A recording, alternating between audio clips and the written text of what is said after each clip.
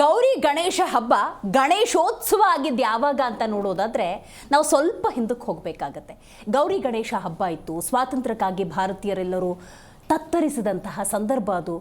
ಜನರಿಗೆ ಆ ಸ್ವಾತಂತ್ರ್ಯದ ಕಿಚ್ಚನ್ನು, ಸ್ವಾತಂತ್ರ್ಯ ಅನ್ನುವಂಥ ಅರಿವನ್ನು ತುಂಬುವಂಥ ನಿಟ್ಟಿನಲ್ಲಿ ತಿಲಕರು ಈ ಹಬ್ಬ ಹರಿದಿನದ ಸಂದರ್ಭದಲ್ಲಿ ಜನರನ್ನ ಒಗ್ಗೂಡಿಸಿ ಸ್ವಾತಂತ್ರ್ಯ ಅಂದ್ರೇನು, ಇದು ಯಾಕೆ ನಮಗೆ ಬೇಕು, ನಾವೆಲ್ಲ ಯಾಕೆ ಒಗ್ಗಟ್ಟಾಗಿರಬೇಕು, ಏಕತೆ ಅಂದ್ರೇನು, ಇಂಥ ಒಂದು ಸಂದೇಶವನ್ನು ಸಾರೋದಕ್ಕೆ ಈ ಗಣೇಶ ಹಬ್ಬ ಕೂಡ ಸಾಕ್ಷಿಯಾಗಿತ್ತು.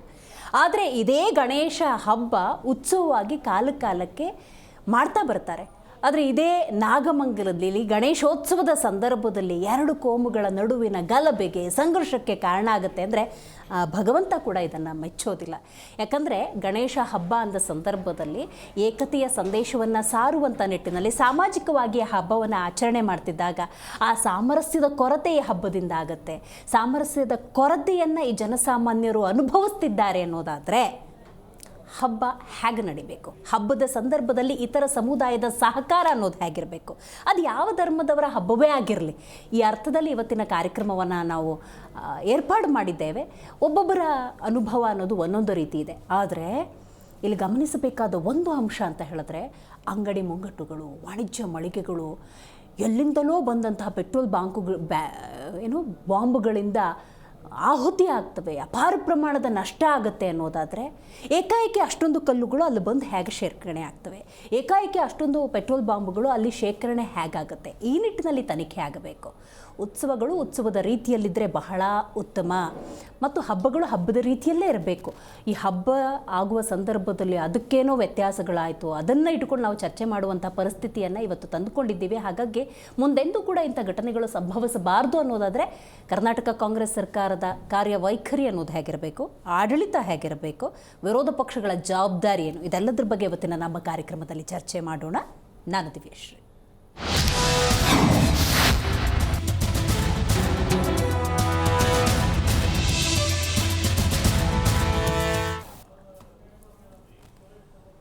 ನಾಗಮಂಗಲ ಕೋತ ಅನ್ನೋದಕ್ಕೆ ರಾಜಕೀಯ ಏನಾದರೂ ಕಾರಣ ಆಯಿತಾ ಅಂತ ನೋಡಬೇಕಾಗತ್ತೆ. ಅಲ್ಲೊಂದು ಹಬ್ಬ ಆಗ್ತಾ ಇರತ್ತೆ, ಅದೊಂದು ಉತ್ಸವ.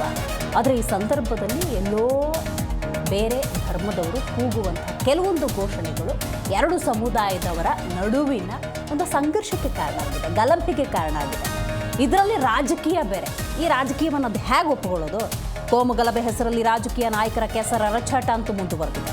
ಕೇಂದ್ರ ಮಂತ್ರಿ ಕುಮಾರಸ್ವಾಮಿಗೆ ರಾಜಕೀಯ ತರಬೇಡಿ ಅನ್ನುವಂಥ ಹೇಳಿಕೆ, ನನಗೆ ಬುದ್ಧಿ ಹೇಳ್ತೀರಾ ಅಂತ ಕೇಂದ್ರ ಸಚಿವರು ಬೇರೆ. ರೈಟ್, ಡಾಕ್ಟರ್ ಜಿ ಪರಮೇಶ್ವರ್ ಕೂಡ ಈ ಸಂದರ್ಭದಲ್ಲಿ ಒಂದು ಮಾತನ್ನು ಹೇಳ್ತಾರೆ, ಈ ವಿಷಯದಲ್ಲೂ ರಾಜಕೀಯ ಹುಡುಕಬೇಡಿ ಅಂತ. ಗೃಹ ಸಚಿವರು ಒಂದು ಸಂದರ್ಭದಲ್ಲಿ ಸ್ವಲ್ಪ ಜವಾಬ್ದಾರಿಯುತವಾಗಿ ಮಾತಾಡಬೇಕಾಗತ್ತೆ. ಕೆಲವೊಂದು ರೈಟ್, ಕುಮಾರಸ್ವಾಮಿ ವಿಷಯಕ್ಕೆ ಅಕ್ಸೆಪ್ಟೆಡ್, ಬಟ್ ಇಂಥ ಒಂದು ಸಂಘರ್ಷದ ಸಂದರ್ಭದಲ್ಲಿ ಬೇಸಿಕಲಿ ಎಲ್ಲಿ ವ್ಯತ್ಯಾಸ ಆಗಿದೆ, ಗಣೇಶೋತ್ಸವ ಆಗಿದೆ, ಹಿಂದೊಂದು ದಿವಸ ನಾಗಮಂಗಲದಲ್ಲಿ ಇಂಥ ಘಟನೆ ಸಂಭವಿಸಿದೆ ಅಂದಾಗ ಮುಂಜಾಗ್ರತಾ ಕ್ರಮವಾಗಿ ಯಾವ ರೀತಿ ಕ್ರಮವನ್ನು ತಗೊಂಡಿದ್ರು ಅದರಲ್ಲಿ ಗೃಹ ಸಚಿವರು ಬಹಳ ಗಮನ ಹರಿಸಬೇಕಾಗತ್ತೆ. ಕೂಲ್ ಕಂಪೋಸ್ಡ್ ಆಗಿ ಎಲ್ಲ ವ್ಯವಸ್ಥೆ ಆಗಿದೆ, it is an hour control ಅಂತ ಹೇಳಿದ್ರೆ ಯಾರೂ ಕೂಡ ಒಪ್ಕೊಳ್ಳುವಂಥ ಸ್ಥಿತಿಯಲ್ಲಿಲ್ಲ. ಈ ನಡುವೆ ಮತ್ತೊಂದೇನೋ ವಿಚಾರ, ಏನೋ ಅಂಗಡಿ ಮುಂಗಟ್ಟುಗಳು, ವಾಣಿಜ್ಯ ಮಳಿಗೆಗಳು ನಾಶವಾಗಿದ್ದಾವೆ, ಬೆಂಕಿಗೆ ಆಹುತಿಯಾಗಿದೆ. ಚಲುವರಾಯಸ್ವಾಮಿಯವರು ಮಾತಾಡ್ತಾರೆ, ಸರ್ಕಾರದ ವತಿಯಿಂದ ಅವರಿಗೆ ಪರಿಹಾರವನ್ನು ಕೊಡುವಂತಹ ವ್ಯವಸ್ಥೆ ಅಂತ. ಅರೆ, ಯಾರು ದಾಂಧಲೆ ಎಪ್ಸಿದ್ರು, ಯಾರಿಂದ ಇಷ್ಟೊಂದು ಆಹುತಿ ಆಯಿತು ಅವ್ರ ಕಡೆಯಿಂದ ಕೊಡಿಸಿ. ಸರ್ಕಾರ ಅಥವಾ ರಾಜ್ಯ ಅಥವಾ ದೇಶ ಮುನ್ನಡೆಸುವಂಥ ನಿಟ್ಟಿನಲ್ಲಿ ಬಹಳಷ್ಟು ತೆರಿಗೆದಾರರಂತಿರ್ತಾರೆ, ಅವರ ಹಣವನ್ನು ನೀವು ಇಲ್ಲಿ ಹಾಕೋದಾದರೆ ಇದನ್ನು ಎಷ್ಟು ಸರಿ ಅಂತ ಹಲವರು ಪ್ರಶ್ನೆ ಮಾಡ್ತಾರೆ. ನೋಡಿ, ಕಠಿಣವಾದಂಥ ಕಾನೂನುಗಳು ಬರಬೇಕಾಗತ್ತೆ ಈ ಸಂದರ್ಭದಲ್ಲಿ. ಯಾಕಂದರೆ ದಾಂಧಲೆ ಮಾಡೋರೆಲ್ಲ ಮಾಡ್ತಾನೆ ಇರ್ತಾರೆ, ಅವರಿಗೆ ಸರ್ಕಾರದ ವತಿಯಿಂದ ಕೊಡ್ತಾರೆ ಅನ್ನೋದಾದರೆ ಅದು ಜನಸಾಮಾನ್ಯರ ದುಡ್ಡಾಗುತ್ತೆ. ಫಸ್ಟ್ ಆಫ್ ಆಲ್ ಇಂಥ ಘಟನೆಗಳು ಸಂಭವಿಸದ ಹಾಗೆ ಮುಂಜಾಗ್ರತೆಯನ್ನು ವಹಿಸಬೇಕಾಗಿತ್ತು. ಹಾಗೂ ಏನೋ ಘಟನೆ ಆಗಿದೆ ಅಂತ ಸಂದರ್ಭದಲ್ಲಿ ಕಟ್ಟುನಿಟ್ಟಿನ ಕ್ರಮ ಹೆಂಗೆ ತಗೋಬೇಕು ಅಂದರೆ ಮುಂದಿಂದೆಂದೂ ಕೂಡ ಇಂಥ ಘಟನೆಗಳು ಸಂಭವಿಸಬಾರ್ದು, ಹೀಗೆ ಕ್ರಮವನ್ನು ತೆಗೆದುಕೊಳ್ಬೇಕಾಗತ್ತೆ. ರೈಟ್, ಈ ಬಗ್ಗೆ ಹಲವು ರಾಜಕೀಯ ನಾಯಕರು ಮಾತನಾಡಿದ್ದಾರೆ. ಸೊ ಏನೆಲ್ಲ ಹೇಳಿದ್ದಾರೆ ಅಂತ ನೋಡ್ತಾ ಹೋಗೋಣ ಬನ್ನಿ. ರೈಟ್, ನಾಗಮಂಗಲ ಘಟನೆ ಅಂದ ಸಂದರ್ಭದಲ್ಲಿ ಈಗಾಗಲೇ ಹಲವು ನಾಯಕರು ಸ್ಥಳಕ್ಕೆ ಭೇಟಿ ಕೊಟ್ಟಿದ್ದಾರೆ. ಮಾಜಿ ಶಾಸಕರು ಸುರೇಶ್ ಗೌಡರು ಭೇಟಿ ಕೊಟ್ಟಿದ್ದಾರೆ. ಭೇಟಿ ಕೊಟ್ಟ ಸಂದರ್ಭದಲ್ಲಿ ಇದಕ್ಕೆಲ್ಲ ರಾಜ್ಯ ಸರ್ಕಾರವೇ ನೇರ ಹೊಣೆ ಅಂತ ಹೇಳಿದ್ದಾರೆ. ಹಿಂದೆಂದೋ ಈ ಥರ ಘಟನೆ ಸಂಭವಿಸಿತ್ತು, ಆ ಸಂದರ್ಭದಲ್ಲಿ ಈ ಸಲ ಗಣೇಶೋತ್ಸವ ಆಗುತ್ತೆ ಅಂದಾಗ ಯಾಕೆ ಕಟ್ಟುನಿಟ್ಟಿನ ಕ್ರಮ ತಗೊಂಡಿಲ್ಲ ಅನ್ನುವಂಥ ಪ್ರಶ್ನೆ. ಚಲುವರಾಯಸ್ವಾಮಿಯವರು ಕೂಡ ಸ್ಥಳಕ್ಕೆ ಭೇಟಿ ಕೊಟ್ಟಿದ್ದರು, ಪರಿಶೀಲನೆಯನ್ನು ನಡೆಸಿದ್ರು, ಅವರದ್ದೇ ಮಾತಿದ್ದು. ಏನು ನಷ್ಟ ಆಗಿದೆ ಅದನ್ನು ಸರ್ಕಾರ ಭರಿಸುವಂಥ ಪ್ರಯತ್ನವನ್ನು ಮಾಡುತ್ತೆ ಅಂತ ಹೇಳಿ. ಮಗದೊಂದು ಕಡೆ ಗೃಹ ಸಚಿವರು it is on hour control ಅಂತ ಹೇಳಿದ್ದಾರೆ. ಹಾಗಿದ್ರೆ ಯಾಕೆ 144 ಸೆಕ್ಷನನ್ನು ನಾಡಿದ್ವರೆಗೂ ಹಾಕಿದ್ದಾರೆ? ಕಂಟ್ರೋಲ್ ಇದ್ದರೆ ಎಲ್ಲನೂ ಬಿಟ್ಬಿಡ್ಬೋದು. ಹಾಗಲ್ಲ, ಮೊದಲನೇದಾಗಿ ಇಂಥ ಪರಿಸ್ಥಿತಿಗಳೇ ಉದ್ಭವಿಸಬಾರ್ದು. ಅಂಥ ಜವಾಬ್ದಾರಿಯನ್ನು ರಾಜ್ಯ ಸರ್ಕಾರಗಳು ಅದು ಯಾವುದೇ ಆಗಿದ್ರೂ ಕೂಡ ತೆಗೆದುಕೊಳ್ಬೇಕಾಗತ್ತೆ. ಇನ್ನು ಕುಮಾರಸ್ವಾಮಿ ಅವರೇನೋ ನಾಳೆ ಬೆಳಗ್ಗೆ ಬರ್ತಾ ಇದ್ದಾರಂತೆ. ಗೃಹ ಸಚಿವರಾಗಿರುವಂಥ ಡಾಕ್ಟರ್ ಜಿ ಪರಮೇಶ್ವರ್ ಅವರು ಅವಶ್ಯಕತೆ ಬಿದ್ದರೆ ನಾನು ಕೂಡ ಸ್ಪಾಟಿಗೆ ಹೋಗ್ತೀನಿ ಅಂತ ಹೇಳಿದ್ರು. ಏನು ಅವಶ್ಯಕತೆ ಬೀಳೋದು? ಹೋಗ್ತಾ ಇರಬೇಕಿಂಥ ಸಂದರ್ಭದಲ್ಲಿ ಏನಾಗಿದೆ ಅಂತ ನೋಡಬೇಕು. ಅದಕ್ಕೆ ಗೃಹ ಸಚಿವರು ಆ ಸ್ಥಾನವನ್ನು ಅಲಂಕರಿಸೋದಕ್ಕೆ ಆ ಸ್ಥಾನವನ್ನು ಬಿಟ್ಕೊಟ್ಟಿರ್ತಾರೆ. ರೈಟ್. ಸೊ ಇದಕ್ಕೆ ಸಂಬಂಧಪಟ್ಟಂತೆ ಚಲುವರಾಯಸ್ವಾಮಿ ಮಾತನಾಡಿದ್ದಾರೆ, ಡಾಕ್ಟರ್ ಜಿ ಪರಮೇಶ್ವರ್ ಮಾತನಾಡಿದ್ದಾರೆ, ಈಶ್ವರಪ್ಪನವರು ಮಾತನಾಡಿದ್ದಾರೆ, ಕಟೀಲ್ ಮಾತಾಡಿದ್ದಾರೆ, ಸಿ ಟಿ ರವಿ ಮಾತಾಡಿದ್ದಾರೆ. ಬನ್ನಿ ಕೇಳೋಣ. ಅನೇಕ ಬಾರಿ ಸಣ್ಣ ಪುಟ್ಟ ಇನ್ಸಿಡೆಂಟ್ಗಳು ಬಂದಾಗ ಇಬ್ಬರು ನಮ್ಮ ಜೊತೆ ಮಾತಾಡಿರ್ತಕ್ಕಂಥ ನಿದರ್ಶನಗಳಿದ್ದಾವೆ. ಸರ್ ಒಂದು ಸ್ವಲ್ಪ ಪೊಲೀಸ್ ಅಧಿಕಾರಿಗಳಿಗೆ ಇಂಥ ಸನ್ನಿವೇಶ ಇದೆ ಕಂಟ್ರೋಲ್ ಮಾಡಿದ್ದಾರೆ, ಮುಸ್ಲಿಮ್ಸು ಹೇಳಿದ್ದಾರೆ, ಹಿಂದೂಗಳು ಸಹ ಹಾಗಾಗಿ ಬಹುಶಃ ಇಲ್ಲಿವರೆಗೆ ಯಾವುದೇ ಇನ್ಸಿಡೆಂಟ್ ಆಗದಂಗೆ ಇಲ್ಲಿವರೆಗೆ ಭಾಳ ಪೀಸ್ಫುಲ್ಲಾಗಿ ನಾನು ನೋಡಿದ್ದು ಈ ಇನ್ನೂ ಮುಸ್ಲಿಂ ಗಲಾಟೆ ಆಯಿತು. ಆಗಿರ್ತೀನ ನಿನ್ನೆ ದುರಾದೃಷ್ಟ ಆಗಬಾರ್ದಾಗಿತ್ತು. ಆಕಸ್ಮಿಕವಾಗಿ ಅಲ್ಲಿ ಪ್ರೊಸೆಷನ್ ಹೋಗುವಾಗ ಯಾರೋ ಕಲ್ಲು ಹಾಕಿದ್ರು ಅಂತ ರೆಸ್ಪಾಂಡ್ ಮಾಡೋದಕ್ಕೆ ಇವರು ಕಲ್ಲು ಹಾಕಿಲ್ಲ. ಆ ರೀತಿ ಘರ್ಷಣೆ ಮಾಡ್ಕೊಂಡಿದ್ದಾರೆ. ಕೋಮುಗಲಭೆ ಅಂತ ಹೇಳಿ ಹೇಳೋದಕ್ಕೆ ಆಗುತ್ತೆ. ಸರ್, ಪೆಟ್ರೋಲ್ ಬಂಪ್ ರೆಡಿ ಮಾಡ್ಕೊಂಡಿದ್ದಾರೆ, ಲಾಂಗ್ಗಳೆಲ್ಲ ಸಿಕ್ಕಿದೆ. ಇದೆಲ್ಲ ಪ್ರೀ ಪ್ಲಾನ್ ಅನ್ನೋದು ಅನ್ಸುತ್ತೆ. ಬಹುಶಃ ಇಂಟೆಲಿಜೆನ್ಸ್ ಸ್ಪರ್ ಆಫ್ ದಿ ಮೂಮೆಂಟಲ್ಲಿ ಆಗಿರುವಂಥದ್ದು. ಅದಕ್ಕೆ ನಾವು ಹೆಚ್ಚು ಇದನ್ನು ಬೆಳೆಯೋದಕ್ಕೂ ಬಿಡೋದಿಲ್ಲ, ಬಿಟ್ಟು ಇಲ್ಲ. ಪೊಲೀಸ್ನವರು ಅದನ್ನು ಕಂಟ್ರೋಲಿಗೆ ತೊಗೊಂಡಿದ್ದಾರೆ. ಅದನ್ನು ಹೆಚ್ಚು ನೀವು ಕೂಡ ಅದನ್ನು ಹೆಚ್ಚು ನನ್ನ ಮನವಿ ಏನು ತಮ್ಮಲ್ಲಿ ಅಂದರೆ ಹೆಚ್ಚು ಅದನ್ನು ಪ್ರಚಾರ ಕೊಡೋಕ್ಕೆ ಹೋಗ್ಬೋದು. ಪಾಕಿಸ್ತಾನದ ಮನಸ್ಥಿತಿಯಂತೆ ಇರುವಂಥ ಅನೇಕ ರಾಷ್ಟ್ರದ್ರೋಹಿ ಮುಸಲ್ಮಾನರು ಮಸೀದಿ ಎದುರುಗಡೆ ಗಣಪತಿ ಹೋಗೋದಕ್ಕೆ ನಾವು ಅವಕಾಶ ಕೊಡಲ್ಲ, ಅಲ್ಲಿ ಡೊಳ್ಳು ಹೊಡಿಬಾರ್ದು, ಅಲ್ಲಿ ಯಾವುದೇ ಮಂಗಳವಾದ್ಯ ಬಾರಿಸಬಾರ್ದು ಅಂತ ರೂಪದಲ್ಲಿ ಅಲ್ಲಿ ಮೇಲೆ ಕಲ್ಲೆಸ್ತಿದ್ದಾರೆ, ಕೃತಕ ಬಾಂಬ್ ಬೇಯಿಸ್ತಿದ್ದಾರೆ. ಈ ರೀತಿ ಅನೇಕ ರಾಷ್ಟ್ರದ್ರೋಹಿ ಕೃತ್ಯವನ್ನು ಮಾಡಿದ್ದಾರೆ. ಇದು ನಮ್ಮ ದೇಶದಲ್ಲಿ ಕಡಿಮೆ ಆಗ್ತಾ ಇದೆ. ಇಂಥ ಸಂದರ್ಭದಲ್ಲಿ ಕರ್ನಾಟಕ ರಾಜ್ಯದಲ್ಲೂ ಕೂಡ ಇನ್ನೂ ಪಾಕಿಸ್ತಾನದ ಪರ ಇರೋಂಥ ಮನಸ್ಥಿತಿ ಇರೋಂಥ ಮುಸಲ್ಮಾನರು ಈ ಬದುಕು ಮಾಡ್ತಾ ಇದ್ದಾರೆ. ಇಡೀ ಹಿಂದೂ ಸಮಾಜದ ಮೇಲೆ ಹಲ್ಲೆ ಆಗಿದೆ. ಬರೀ ನಾಗಮಂಗಲದ ಗಣೇಶನ ಅಲ್ಲ, ಇಡೀ ದೇಶದ ಗಣಪತಿ ಪೂಜೆ, ನಾವು ಪ್ರಥಮ ಪೂಜೆ ಗಣೇಶನಿಗೆ ಸಲ್ಲಿಸುವಂಥ ಆ ಗಣೇಶನ ಮೇಲೆ ಹಲ್ಲೆ ಆಗಿದೆ. ಚಪ್ಪಲಿ ಎಸೆದಿದ್ದಾರೆ, ಕಲ್ಲು ಎಸೆದಿದ್ದಾರೆ ಅಂತಂದರೆ ಇದು ನಾವು ಕ್ಷಮೆ ಮಾಡುವಂಥದ್ದಲ್ಲ, ಅಕ್ಷಮ್ಯ ಅಪರಾಧವನ್ನು ಮಾಡಿದ್ದಾರೆ. ಸೊ ನಾನು ಹೇಳೋದು ಇದು ಪೂರ್ವ ಯೋಜಿತ ಪ್ರೀ ಪ್ಲ್ಯಾನ್ಡ್ ಗಲಾಟೆ ಆಗಿದೆ. ಮಸೀದಿ ಒಳಗಡೆ ಕಲ್ಲು ಹೇಗೆ ಬರುತ್ತೆ? ಮಸೀದಿ ಒಳಗಡೆ ಬಾಂಬ್ಗಳು ಹೇಗೆ ಬರ್ತವೆ? ಪೆಟ್ರೋಲ್ ಬಾಂಬ್ಗಳನ್ನು ಇಟ್ಟುಕೊಂಡು ಎಸೆದಿದ್ದಾರೆ, ಅಂಗಡಿಗಳನ್ನು ಸುಟ್ಟು ಹಾಕಿದ್ದಾರೆ. ಅಂದರೆ ವ್ಯವಸ್ಥಿತವಾಗಿ ಪ್ರೀ ಪ್ಲ್ಯಾನ್ ಮಾಡಿದಂಥ ಘಟನೆ ಇದು. ಯಾವ ದಾರಿಯಲ್ಲಿ ಹೋಗಬೇಕು, ಯಾವ ಜಾಗದಲ್ಲಿ ಹೋಗಬೇಕು ಅನ್ನತಕ್ಕಂಥದ್ದನ್ನು ಯಾರಾದರೂ ಹೇಳಲಿಕ್ಕೆ ಇದು ಪಾಕಿಸ್ತಾನ ಅಲ್ಲ, ಇದು ಭಾರತ, ಹಿಂದೂ ರಾಷ್ಟ್ರ. ಹಾಗಾಗಿ ಗಣಪತಿ ಮೆರವಣಿಗೆ ಹೋಗತಕ್ಕಂಥ ಸಂದರ್ಭದಲ್ಲಿ ಅಲ್ಲಿಗೆ ಕಲ್ಲು ತೂರಾಟ ಮಾಡ್ತಕ್ಕಂಥದ್ದು, ಬೆಂಕಿ ಹಾಕತಕ್ಕಂಥದ್ದು ಒಂದು ಸಮಾಜದ ಓಟನ್ನು ಓಲೈಕೆ ಮಾಡಿರುವಂಥ ಸಿದ್ದರಾಮಣ್ಣನ ರಾಜಕಾರಣದಿಂದ ಇದಾಗಿದೆ. ನಾನು ಖಂಡಿಸ್ತೇನೆ. ಯಾರ್ಯಾರು ಇದರಲ್ಲಿ ಆರೋಪಗಳಿರ್ತಾರೋ ಅವರನ್ನು ಬಂಧಿಸಬೇಕು, ತಕ್ಷಣ ಕ್ರಮ ಕೈಗೊಳ್ಳಬೇಕು. ಹಿಂದೂ ಸಮಾಜ ಕೈಕಟ್ಟಿ ಕೂತ್ಕೊಳ್ಳುವಂಥ ಸಮಾಜ ಅಲ್ಲ. ಹಾಗಾಗಿ ಈ ರೀತಿಯ ದಾಳಿಗಳಾದಾಗ ಎಚ್ಚರಿಕೆಯಿಂದ ಸರ್ಕಾರ ವರ್ತನೆ ಮಾಡಿದರೆ ಮುಂದಿನ ಅತಿರೇಕಕ್ಕೆ ಸರ್ಕಾರವೇ ಹೊಣೆ. ಚಲುವರಾಯಸ್ವಾಮಿಯವರೇ, ನೀವು ವೋಟ್ ಬ್ಯಾಂಕ್ ರಾಜಕಾರಣ ಮಾಡಬೇಡಿ. ವೋಟ್ ಬ್ಯಾಂಕ್ ರಾಜಕಾರಣ ಬಿಟ್ಟು ನ್ಯಾಯದ ಪರವಾಗಿ ನಿಂತ್ಕೊಳ್ಳಿ. ಯಾವನು ದೌರ್ಜನ್ಯ ಮಾಡಿದ್ದಾನೆ ಅವನನ್ನು ಒತ್ತು ಒಳಗಾಕೋದಕ್ಕೆ ಬೇಕಾದಂಥ ಕ್ರಮವನ್ನು ಜಿಲ್ಲಾ ಉಸ್ತುವಾರಿ ಸಚಿವರಾಗಿ ಕೈಗೊಳ್ಳಿ. ಅದು ಬಿಟ್ಟು ಓಲೈಕೆ ರಾಜಕಾರಣ, ವೋಟ್ ಬ್ಯಾಂಕ್ ರಾಜಕಾರಣ ಮಾಡಿದ್ರೆ ಮಂಡ್ಯ ಜನನೂ ಸಹಿಸೋದಿಲ್ಲ, ಕರ್ನಾಟಕದ ಜನನೂ ಸಹಿಸೋದಿಲ್ಲ. ಯಾವಾಗ ಭಾರತ ಅಂದ ಸಂದರ್ಭದಲ್ಲಿ ವಿವಿಧತೆಯಲ್ಲಿ ಏಕತೆಯನ್ನು ಕಂಡುಕೊಂಡಂತಹ ರಾಷ್ಟ್ರ. ಎಲ್ಲ ಧರ್ಮದವರಿದ್ದಾರೆ. ಪ್ರತಿಯೊಬ್ಬ ಧರ್ಮವನ್ನು ಪಾಲನೆ ಮಾಡುವವರು ತಮ್ಮ ಧರ್ಮವನ್ನು ಪ್ರೀತಿಸೋದು, ಇತರ ಧರ್ಮವನ್ನು ಗೌರವಿಸೋದು ಅಂತ ಆದರೆ ಇಂಥ ಯಾವುದೇ ಘಟನೆಗಳು ಸಂಭವಿಸೋದಿಲ್ಲ. ಅವ್ರು ಹಾಗೆ ಮಾಡಿದ್ರು ನಾವು ಹೀಗೆ ಮಾಡೋಣ, ಅವರು ಈ ಥರ ಏನೋ ಪ್ರೊಸೆಷನಲ್ಲಿ ಕಲ್ಲು ತೂರಿಸಿದ್ರು, ಚಪ್ಪಲಿ ತೂರಿದ್ರು, ನಾವು ಇನ್ನೊಂದು ಮಾಡೋಣ, ಇಂಥದ್ದು ಮುಂದುವರೆದ್ರೆ ಖಂಡಿತವಾಗ್ಲೂ ಸಾಮರಸ್ಯ ಅನ್ನೋದು ಉಳಿಯೋದಕ್ಕೆ ಸಾಧ್ಯ ಇಲ್ಲ. ಈ ಬಗ್ಗೆ ಮಾತಾಡಲಿಕ್ಕೆ ಮೊದಲನೇದಾಗಿ ನಮ್ಮ ಕಾರ್ಯಕ್ರಮದಲ್ಲಿ AP ವಕ್ತಾರಾಗಿರುವಂಥ ನಂಜಪ್ಪ ಕಾಳೇಗೌಡರಿದ್ದಾರೆ. ನಮಸ್ಕಾರ. ಇನ್ನು ರಾಜಕೀಯ ಚಿಂತಕರಾಗಿರುವಂತಹ ಶಶಿಕಾಂತ್ ಯಡಳ್ಳಿ ಅವರಿದ್ದಾರೆ. ನಮಸ್ಕಾರ. ಇನ್ನು BJP ವಕ್ತಾರರಾಗಿರುವಂತಹ ಅರುಣ್ ಜಿ ಸೇಠ್ ಅವರು ಝೂಮ್ನಿಂದ ಕನೆಕ್ಟ್ ಆಗ್ತಾ ಇದ್ದಾರೆ. ನಮಸ್ಕಾರ ಅರುಣ್ ಅವರೇ. ನಮಸ್ತೆ ಅರುಣ್ ಅವರೇ, ಮೊದಲನೇದಾಗಿ ನಿಮ್ಮಿಂದಲೇ ಇವತ್ತಿನ ಕಾರ್ಯಕ್ರಮವನ್ನು ಆರಂಭ ಮಾಡ್ತಾ ಇದ್ದೀವಿ. ಘಟನೆ ಬಗ್ಗೆ ಫಸ್ಟ್ ರಿಯಾಕ್ಷನ್ ಏನು ನಿಮ್ಮದು? ಘಟನೆ ಬಗ್ಗೆ ರಿಯಾಕ್ಷನ್ ಅಂತ ಹೇಳಿದ್ರೆ ಮೊಟ್ಟ ಮೊದಲಿಗೆ ಬಹಳ ದುಃಖದಾಯಕವಾಗಿರತಕ್ಕಂತಹ ಘಟನೆಗಳು ನಡೆದಿರುವಂತದ್ದು. ಆದರೆ ಯಾವಾಗ ಕಲ್ಲು ತೂರಾಟ ನಡೀತು, ಅದರ ನಂತರ ನಮ್ಮ ಸಮಾಜ ಇರಬಹುದು, ಯಾರು ಇದಕ್ಕೆ ಕಾರಣಕರ್ತರಾಗಿದ್ರು ಆ ಸಮುದಾಯದಿಂದ ಇರಬಹುದು, ಅಥವಾ ನಮ್ಮ ಈ ಸರ್ಕಾರ ಯಾವ ರೀತಿಯಲ್ಲಿ ವಿವೇಚನೆಯಲ್ಲಿ ನಡೆಸಿಕೊಂಡು, ಉದಾಹರಣೆಗೆ ಇವತ್ತಿನ ಪರಮೇಶ್ವರ್ ಅವರ ಹೇಳಿಕೆ ನಾನು ಗಮನಿಸಿದ್ದೆ. ಆಕಸ್ಮಿಕವಾಗಿ ಕಲ್ಲು ತೂರಾಟ ನಡೆಯುತ್ತೆ. ಅರೆ, ಕಲ್ಲು ತೂರಾಟ ಆಕಸ್ಮಿಕವಾಗಿ ಹೆಂಗ್ ನಡೀಲಿಕ್ಕೆ ಸಾಧ್ಯ? ಇಂಥ ಒಂದು ಹೇಳಿಕೆಗಳಿರಬಹುದು. ಮತ್ತೆ ಓಲೈಕೆ ರಾಜಕಾರಣ, ಮತ್ತೆ ಈ ಹಿಂದಿನ ಟ್ರ್ಯಾಕ್ ರೆಕಾರ್ಡ್ ನೋಡಿ. ಯಾವತ್ತು ಆ ಖಡ್ಗವನ್ನು ಪ್ರತಿಕೃತಿಯಾಗಿ ಒಂದು ಶೋ ಆಫ್ ಮಾಡುವಂಥದ್ದು, ಅದನ್ನೆಲ್ಲ ಹಿಂದ್ಗಡೆ ನಡೀತಾ ಇತ್ತು. ಅದಕ್ಕೆಲ್ಲರೂ ಇವರು ಸಪೋರ್ಟ್ ಮಾಡ್ಕೊಂತಾ ಬಂದಿದ್ರು. ಯಾಕಂದ್ರೆ ಮೌನವಾಗಿ ಕಣ್ಣು ಮುಚ್ಚಿಕೊಂಡು ಸರ್ಕಾರ ಕೂತಿತ್ತು. ಇದು ಈ ಓಲೈಕೆ ರಾಜಕಾರಣದ ಪ್ರತಿಫಲ ಇಂದು ಇಲ್ಲಿಗೆ ಬಂದು ತಲುಪಿದೆ ಅನ್ನುವಂಥದ್ದು. ಯಾವ ಘಟನೆಗಳು ಹಿಂಸಾತ್ಮಕವಾಗಿ ನಡೆದ್ರೆ ಅದು ಖಂಡನೀಯವೇ, ಅದನ್ನು ಸರ್ಕಾರ ಹೆಡೆಮರಿ ಕಟ್ಟಲೇಬೇಕು. ಇದು ಸರ್ಕಾರದ ಕರ್ತವ್ಯ. ಆದ್ರೆ ಸರ್ಕಾರ ಇಲ್ಲಿ ಎಡವಿದ್ದಂಥದ್ದು ಬಹಳ ಸ್ಪಷ್ಟವಾಗಿ ಕಾಣ್ತಾ ಇದೆ, ಬಹಳ ಸ್ಪಷ್ಟವಾಗಿ. ಆದ್ರೆ ಇದರಲ್ಲೇ ತಮ್ಮ ರಾಜಕೀಯ ಬೇಳೆಯನ್ನು ಹೇಗೆ ಬೇಯಿಸಬಹುದು ಅನ್ನತಕ್ಕಂಥದ್ದನ್ನು ಒಂದು ನೋಡ್ಲಿಕ್ಕೆ ಇದ್ರಲ್ಲಿ ರಾಜಕೀಯ ಬೇಳೆ ಯಾರು ಬೇಯಿಸ್ಕೊತಾ ಇರೋದು ಅಂತ ಅರುಣ್ ಅವರೇ, ರಾಜಕೀಯ ಬೇಳೆಯನ್ನು ಯಾರು ಬೇಯಿಸ್ಕೊತಾ ಇರೋದು? ನಮಗೆ ಈ ರಾಜಕೀಯ ಬೇಳೆ ಎಷ್ಟು ಬೆಂದಿದೆ ಅನ್ನೋದಕ್ಕಿಂತಲೂ ಜನರ ಪಾಡೇನಾಗಿದೆ ಅದರ ಮೇಲ್ಗಡೆ ನಾವು ಮಾತನಾಡಿದ್ರೆ ಬಹಳ ಉತ್ತಮ ಅಂತ ಭಾವಿಸ್ತೀವಿ. ಸಾಮಾನ್ಯವಾಗಿ ಬಹಳ ಜನರು, ಉದಾಹರಣೆಗೆ ಆ ಕ್ಷೇತ್ರದ ಜನರು ಇಷ್ಟು ಭಯಭೀತರಾಗಿರ್ಬೋದು.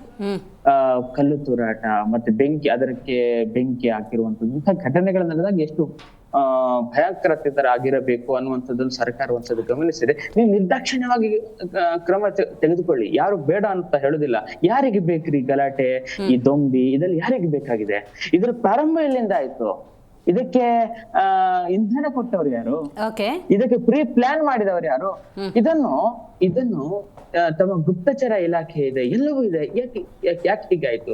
ಇಷ್ಟೊಂದು ವೈಫಲ್ಯ ಯಾಕೆ ಆಯ್ತು? ಯಾಕೆ ಮೋಡ ಹಗರಣದ ಗಲಾಟೆ ಜಾಸ್ತಿ ಆಗ್ತಿದೆ? ಅದಕ್ಕೆ ಓವರ್ಲ್ಯಾಪ್ ಮಾಡೋದಕ್ಕೆ ಇದನ್ನೇನಾದ್ರೂ ಬೇಳೆಯನ್ನು ನೀವು ಬೇಯಿಸ್ಕೊಳ್ಳಿಕ್ಕೆ ತಯಾರು ಮಾಡ್ಕೊಂಡಿದ್ರಾ? ಪ್ರಶ್ನೆಗಳು ಹುಟ್ಟುದು ಸಹಜ ತಾನೆ. Okay, very nice. ಮಾತಾಡ್ತೀನಿ ಅರುಣ್ ಅವರೇ. ನಂಜಪ್ಪ ಸರ್, ನೀವು ಹೇಳಬೇಕು, ನಾಗಮಂಗಲದ ಈ ಘಟನೆಗೆ ರಾಜಕೀಯ ಏನಾದರೂ ಕಾರಣ ಆಯ್ತಾ ಅಂತ? ಇಲ್ಲಿ ಖಂಡಿತ ಯಾವುದೇ ರಾಜಕಾರಣ ಇರೋದಿಲ್ಲ. ನಾವು ಸುಮ್ಮನೆ ಅದಕ್ಕೆ ರಾಜಕೀಯ ಬಣ್ಣವನ್ನು ಕಟ್ಟೋದು ತಪ್ಪಾಗುತ್ತೆ.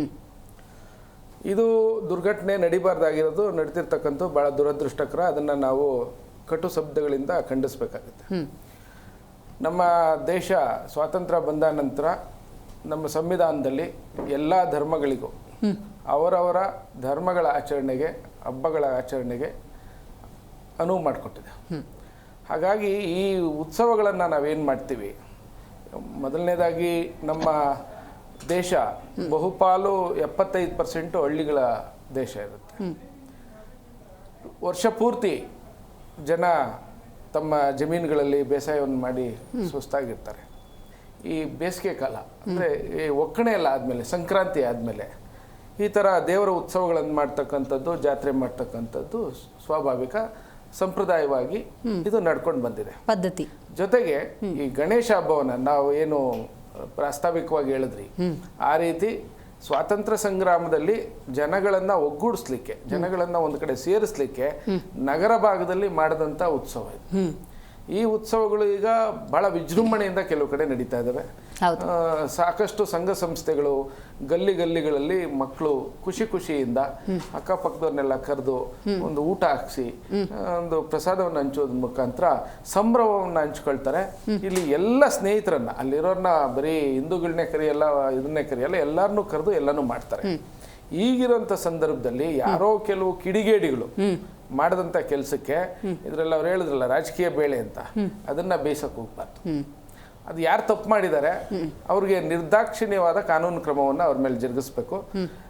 ನೀವು ಹೇಳ್ದಾಗೆ ಏನು ಸರ್ಕಾರದಿಂದ ನಮ್ಮೆಲ್ಲರ ಹಾರ್ಡ್ ಅಂಡ್ ಟ್ಯಾಕ್ಸ್ ಅಮೌಂಟನ್ನು ಅವ್ರಿಗೆ ಪರಿಹಾರ ಕೊಡೋ ಬದಲು ಯಾರು ಅದರಲ್ಲಿ ಇದ್ದಾರೋ ಅವರ ಆಸ್ತಿಗಳನ್ನು ಹರಾಜಾಕಿ ಮುಟ್ಗೋಲು ಹಾಕ್ಕೊಂಡು ಆ ಆಸ್ತಿಯಿಂದ ಪರಿಹಾರವನ್ನು ಕೊಡ್ತಕ್ಕಂಥ ಕಾನೂನನ್ನು ರೂಪಿಸಬೇಕಾಗಿದೆ. ಹೌದು, ಯಾರೇ ಮಾಡಿರಲಿ, ಯಾವುದೇ ಕೋಮಿನವ್ರು ಮಾಡಿರಲಿ ಅಥವಾ ಒಂದು ಒಳಸಂಚು ನಡೆದು ಯಾರೇ ಮಾಡಿದ್ರು ಅದನ್ನು ಪೊಲೀಸ್ ವ್ಯವಸ್ಥೆ ಈಗ ಭಾಳ ಫಾಸ್ಟ್ ಇದೆ. ಯಾರ್ಯಾರ ಮೊಬೈಲು ಯಾವ್ಯಾವ ಟವರಲ್ಲಿ ಬರುತ್ತೆ ಎಲ್ಲನೂ ಕಂಡಿಡಿತಾರೆ. ಹಾಗಾಗಿ ಅದನ್ನೆಲ್ಲ ಕಂಡಿಡಿದು ಶೀಘ್ರವಾಗಿ ಯಾರೇ ಇರಲಿ, ಇದರಲ್ಲಿ ಯಾವ ಪಕ್ಷದವರಾಗಿರಲಿ ಯಾವ ಧರ್ಮದವರಾಗಿರಲಿ, ಇವ್ರಿಗೆ ಕಾನೂನಿನ ಕುಣಿಕೆನ ಸರಿಯಾಗಿ ಬಿಗಿಬೇಕು. ಹೌದು. ಆಗ ಇದನ್ನ ನೋಡಿದ್ರೆ ಇನ್ನು ಮುಂದೆ ನಾವು ಇದು ಕೈ ಹಾಕಬಾರ್ದಪ್ಪ ಅನ್ನೋ ಭಯ ಬರಬೇಕು. ಯಾವುದೇ ಒಂದು ದೇಶ ಸುಭದ್ರವಾಗಿರ್ಬೇಕು ಅಂದ್ರೆ ದೇಶದ ಕಾನೂನು ಬಗ್ಗೆ ಗೌರವ ಇರಬೇಕು, ಇಲ್ಲ ಭಯ ಇರಬೇಕು. ಗೌರವಿಸಿ ಅದನ್ನ ನಾವು ಅನುಸರಿಸ್ಬೇಕು ಕಾನೂನನ್ನ. ಅಥವಾ ಅಪ್ಪ ನಾವು ತಪ್ಪು ಮಾಡಿದ್ರೆ ಇದಾಗುತ್ತಪ್ಪ, ಇನ್ನು ಬದುಕಕ್ಕಾಗಲ್ಲ ನಾವಿಲ್ಲಿ ಅನ್ನೋ ಮಟ್ಟಕ್ಕೆ ಕಾನೂನಿನ ಬಿಸಿನ ಈ ತರ ಪಾಪಿಗಳಿಗೆ ನಾವು ಮುಟ್ಸಿದ್ರೆ ಮುಂದೆ ಇದಕ್ಕೆ ಕಡಿವಾಣ ಬೀಳುತ್ತೆ. ರೈಟ್. ಇದೀಗ ನಮ್ಮ ಕಾರ್ಯಕ್ರಮದಲ್ಲಿ JDS ವಕ್ತಾರರಾಗಿರುವಂತಹ ಸೈಯದ್ ತಹಸೀನ್ ಅವರಿದ್ದಾರೆ. ನಮಸ್ಕಾರ. ಇಂಥ ಸೂಕ್ಷ್ಮ ವಿಚಾರಗಳಲ್ಲಿ ರಾಜಕೀಯ ಬಂತು ಅನ್ನೋದೇ ಆದರೆ ಎರಡು ಸಮುದಾಯಗಳ ನಡುವಿನ ಸಾಮರಸ್ಯವೇ ಕಡಿದು ಹೋಗುತ್ತೆ, ಬೆಂದು ಹೋಗ್ಬಿಡುತ್ತೆ. ಏನು ಹೇಳ್ತೀರಿ ಮೇಡಮ್? ಇದರಲ್ಲಿ 100% ಹೇಳ್ತೀನಿ ಕೇಳಿ. ಆಗಲೇ ನಮ್ಮ BJP ವಕ್ತಾರ ಹೇಳ್ದಂಗೆ ಇದರಲ್ಲಿ ರಾಜಕೀಯ 100% ಇದೆ, ಇಲ್ಲ ಅಂತ ಹೇಳೋಕ್ಕೆ ಹೋಗಬಾರ್ದು. ಇತ್ತೀಚೆಗೆ ಮೂಢ ಹಗರಣ ಕಾಂಗ್ರೆಸ್ ಕುತ್ತಿಗೆಗೆ ಬಂದುಬಿಟ್ಟಿದೆ. ಇವತ್ತು ಬಹುಶಃ ನಿರ್ಣಯ ಆಗುತ್ತೆ ಅದು. ಹೌದೌದು, ಆಯ್ತಾ? ಸೊ ಇದನ್ನು ತಲೆ ತಪ್ಪಿಸ್ಕೊಳ್ಳೋಕ್ಕೆ, ಜನರ ದಾರಿ ತಪ್ಸೋಕ್ಕೆ ಇವ್ರು ಏನು ಬೇಕಾದರೂ ಮಾಡ್ತಾರೆ. ಒಂದು ಮೇಡಮ್, ಆಗಲೇ ನಾನು ನೋಡಿದೆ, ಮನ್ಸಿಗೆ ತುಂಬ ಬೇಜಾರಾಯಿತು. ಯಾಕಂದರೆ ಈ ರೀತಿ ಆಗಬಾರ್ದು. ಹೌದು. ಇವಾಗ ನಮ್ಮ ಪುಲಿಕೇಶಿ ನಗರಲ್ಲಿ ನಾವು ಸುಮಾರು ಕಡೆ ಗಣಪತಿಗಳು ಇಟ್ಟಿದ್ರಲ್ಲ, ಅಲ್ಲಿ ಪೂಜೆಗೆ ಹೋಗಿದ್ವಿ. ನಿನ್ನೆ ನಾನು ನಮ್ಮ ಫ್ರೆಂಡು BJP ಲೀಡ್ರು ದೇವಸ್ಥಾನ ನಾಗದೇವಿ ದೇವಸ್ಥಾನಕ್ಕೆ ಹೋಗಿದ್ವಿ. ಆಯ್ತಾ? ಇವಾಗ ಆ ಸಾಮರಸ್ಯ ಇದೆ ಈ ಪುಲಿಕೇಶಿ ನಗರಲ್ಲಿ. ಆಗಲೇ ನ್ಯೂಸ್ ಫಸ್ಟಲ್ಲಿ ಒಂದು ಮಾತು ಹೇಳಿದ್ರು, ಮನ್ಸಿಗೆ ತುಂಬ ನೋವಾಗೋಯ್ತು. ಯಾಕಂದರೆ ಇವಾಗ ನಮ್ಮ ಏರಿಯಾ ನೆಗೆಟಿವ್ ಏರಿಯಾ ಅಂತ ಡಿಕ್ಲೇರ್ ಆಗಿದೆ. ಓಕೆ. ಆ DJ ಹಳ್ಳಿ ಗಲಭೆಯಿಂದ. ಆಯ್ತಾ? ಆ ಗಲಭೆ ಬಿಟ್ಟು ಹಿಂದೂ ಮುಸ್ಲಿಂ ಗಲಾಟೆ ಇವತ್ತವರೆಗೂ ಆಗಿಲ್ಲ.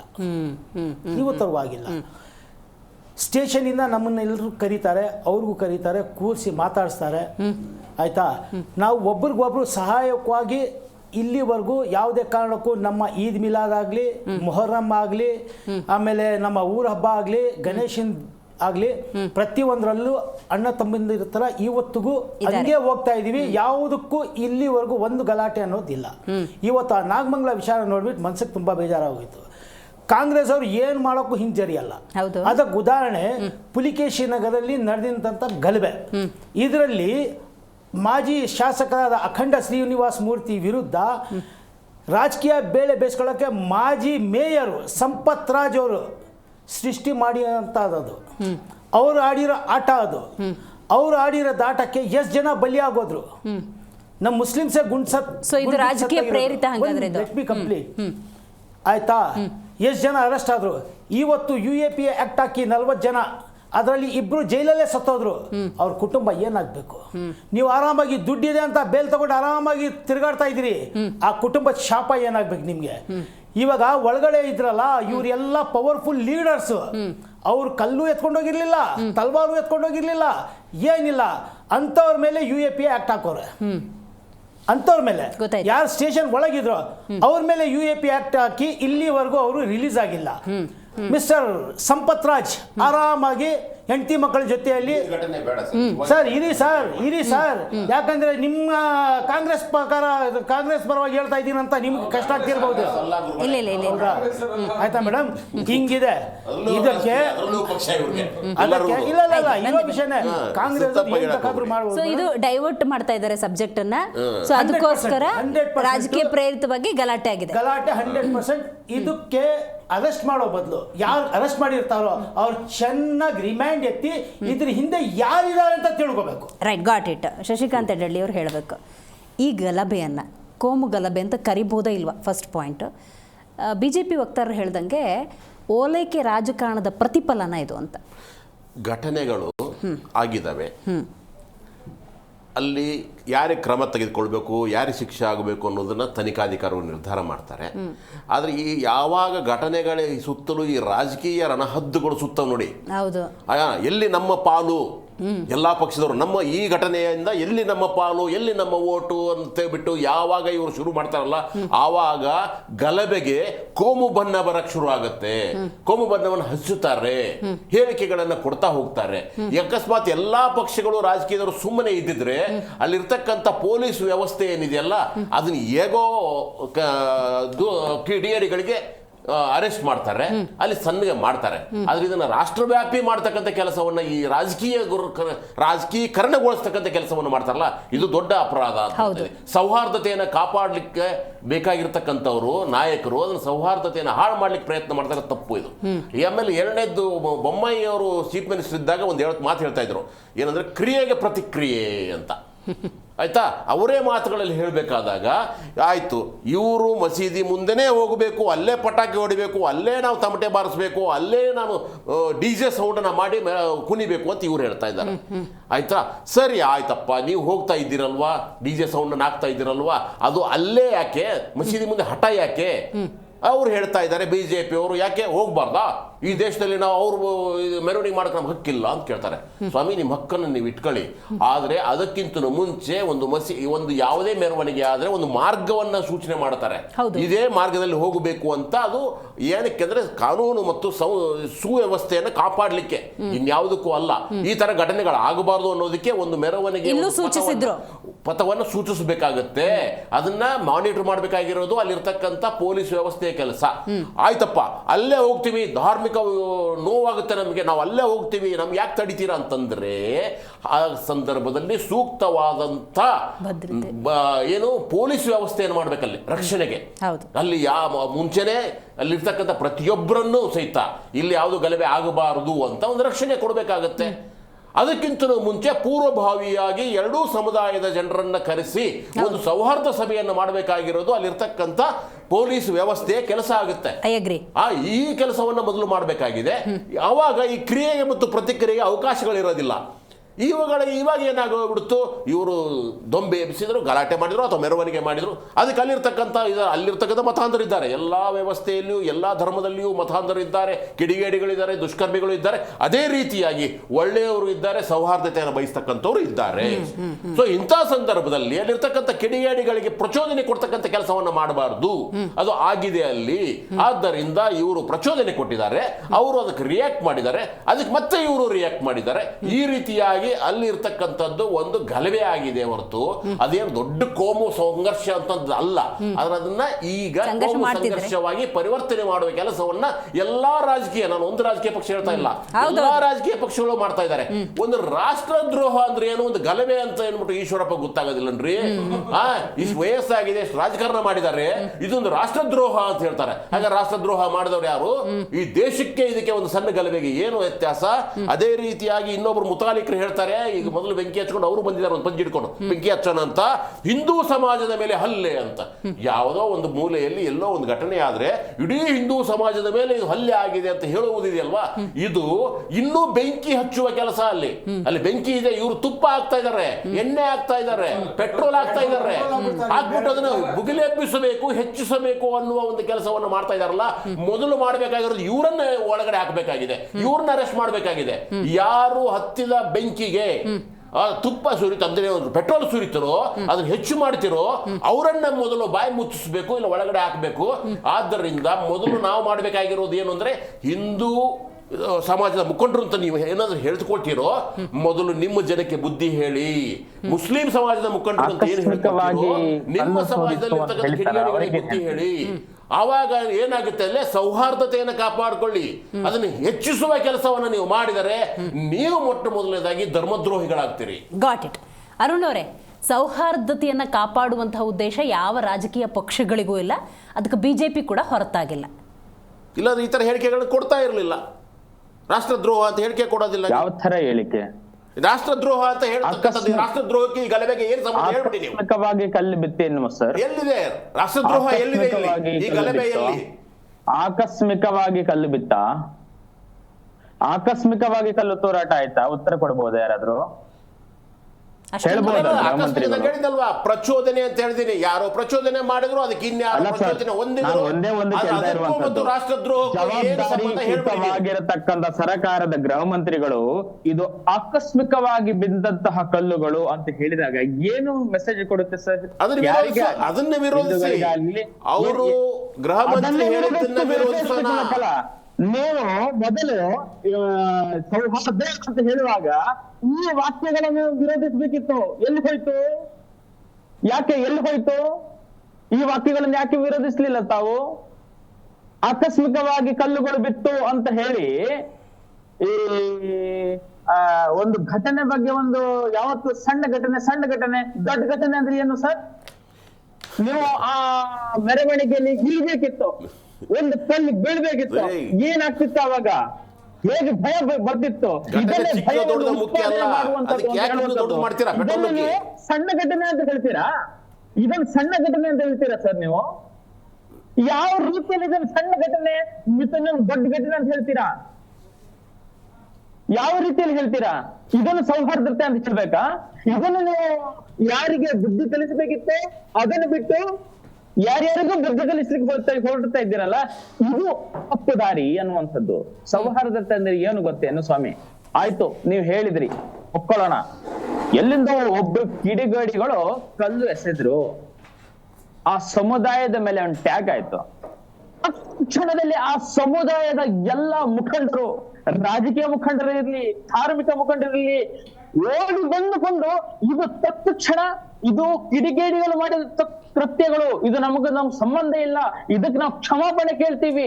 ಹಿಂದೂ ಮೆರವಣಿಗೆ ನಡೀತಾ ಇದ್ದಂತ ಸಂದರ್ಭದಲ್ಲಿ ಇಂಥ ಕ್ರಮಗಳು, ಇಂಥ ಘಟನೆಗಳು ನಡಿಬಾರ್ದು, ನಮಗ್ ಖೇದ ಇದೆ, ನಮ್ಗೆ ದುಃಖ ಇದೆ, ಈ ಕಲ್ಪಿಸ್ಕೊಂಡು ಇಲ್ಲ ಸ್ವಾಮಿ. ಯಾರು ಸಮರ್ಥಿಸಿಕೊಂಡಿದ್ದಾರೆ ಇವಾಗ? ಯಾರು ಸಮರ್ಥಿಸಿಕೊಂಡಿಲ್ಲ. ಅವ್ರ ಕಾಂಟೆಕ್ಸ್ಟ್ ಇಷ್ಟೇ. ಈಗ ಇಷ್ಟೊಂದು ಆಯ್ತು ಅನ್ನೋದು ಘಟನೆ ಆಯ್ತು. ಯಾವಾಗ? ಯಾರು ಸಮರ್ಥನೆ ಮಾಡ್ಕೊಂಡಿಲ್ಲ ಸರ್.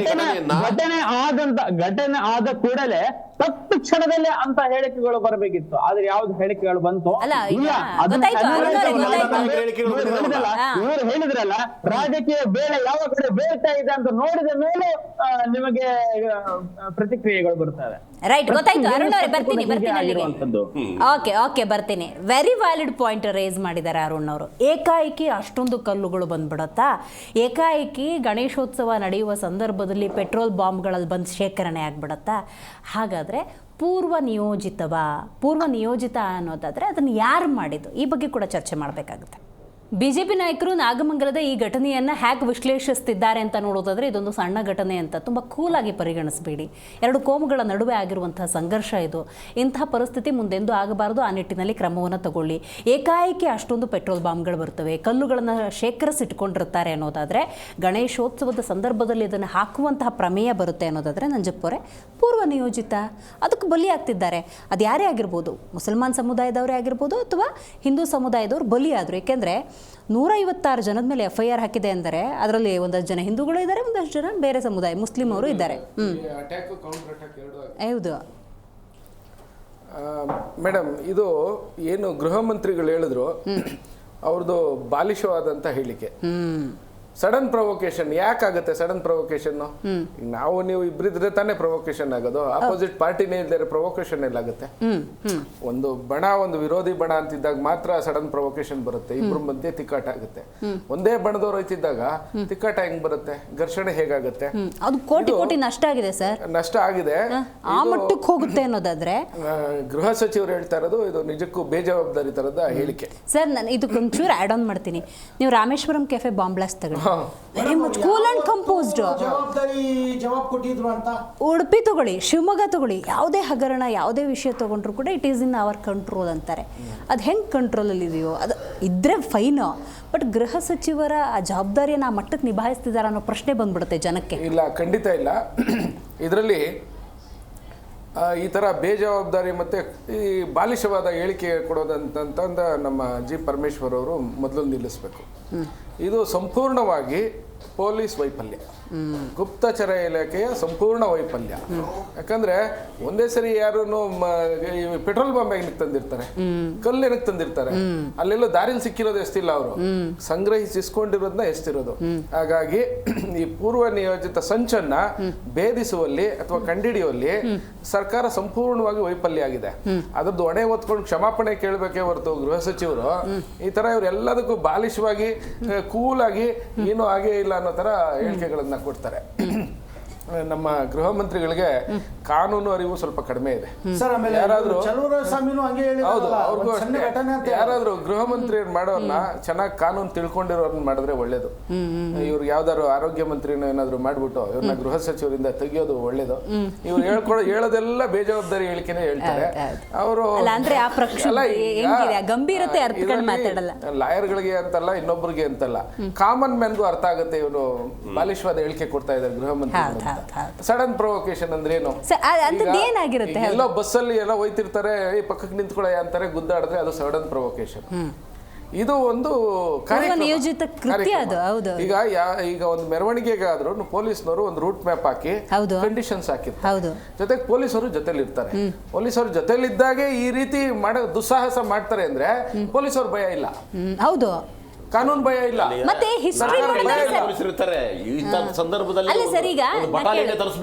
ಈಗ ಹಿಂದೊಂದ್ಸತಿ ಹಿಂಗಾಗಿತ್ತು ಅನ್ನೋದಾದ್ರೆ ಆ ಹಿಸ್ಟ್ರಿ ಅರಿವಿರುತ್ತೆ ಅನ್ನೋದಾದ್ರೆ ಎಕ್ಸ್ಟ್ರಾ ಫೋರ್ಸ್ ಅಹಿತಕರ ಘಟನೆ ರಿಸರ್ವ್ ಪೊಲೀಸ್ ಇವಾಗ ಬಂದಿದಾರಲ್ಲ,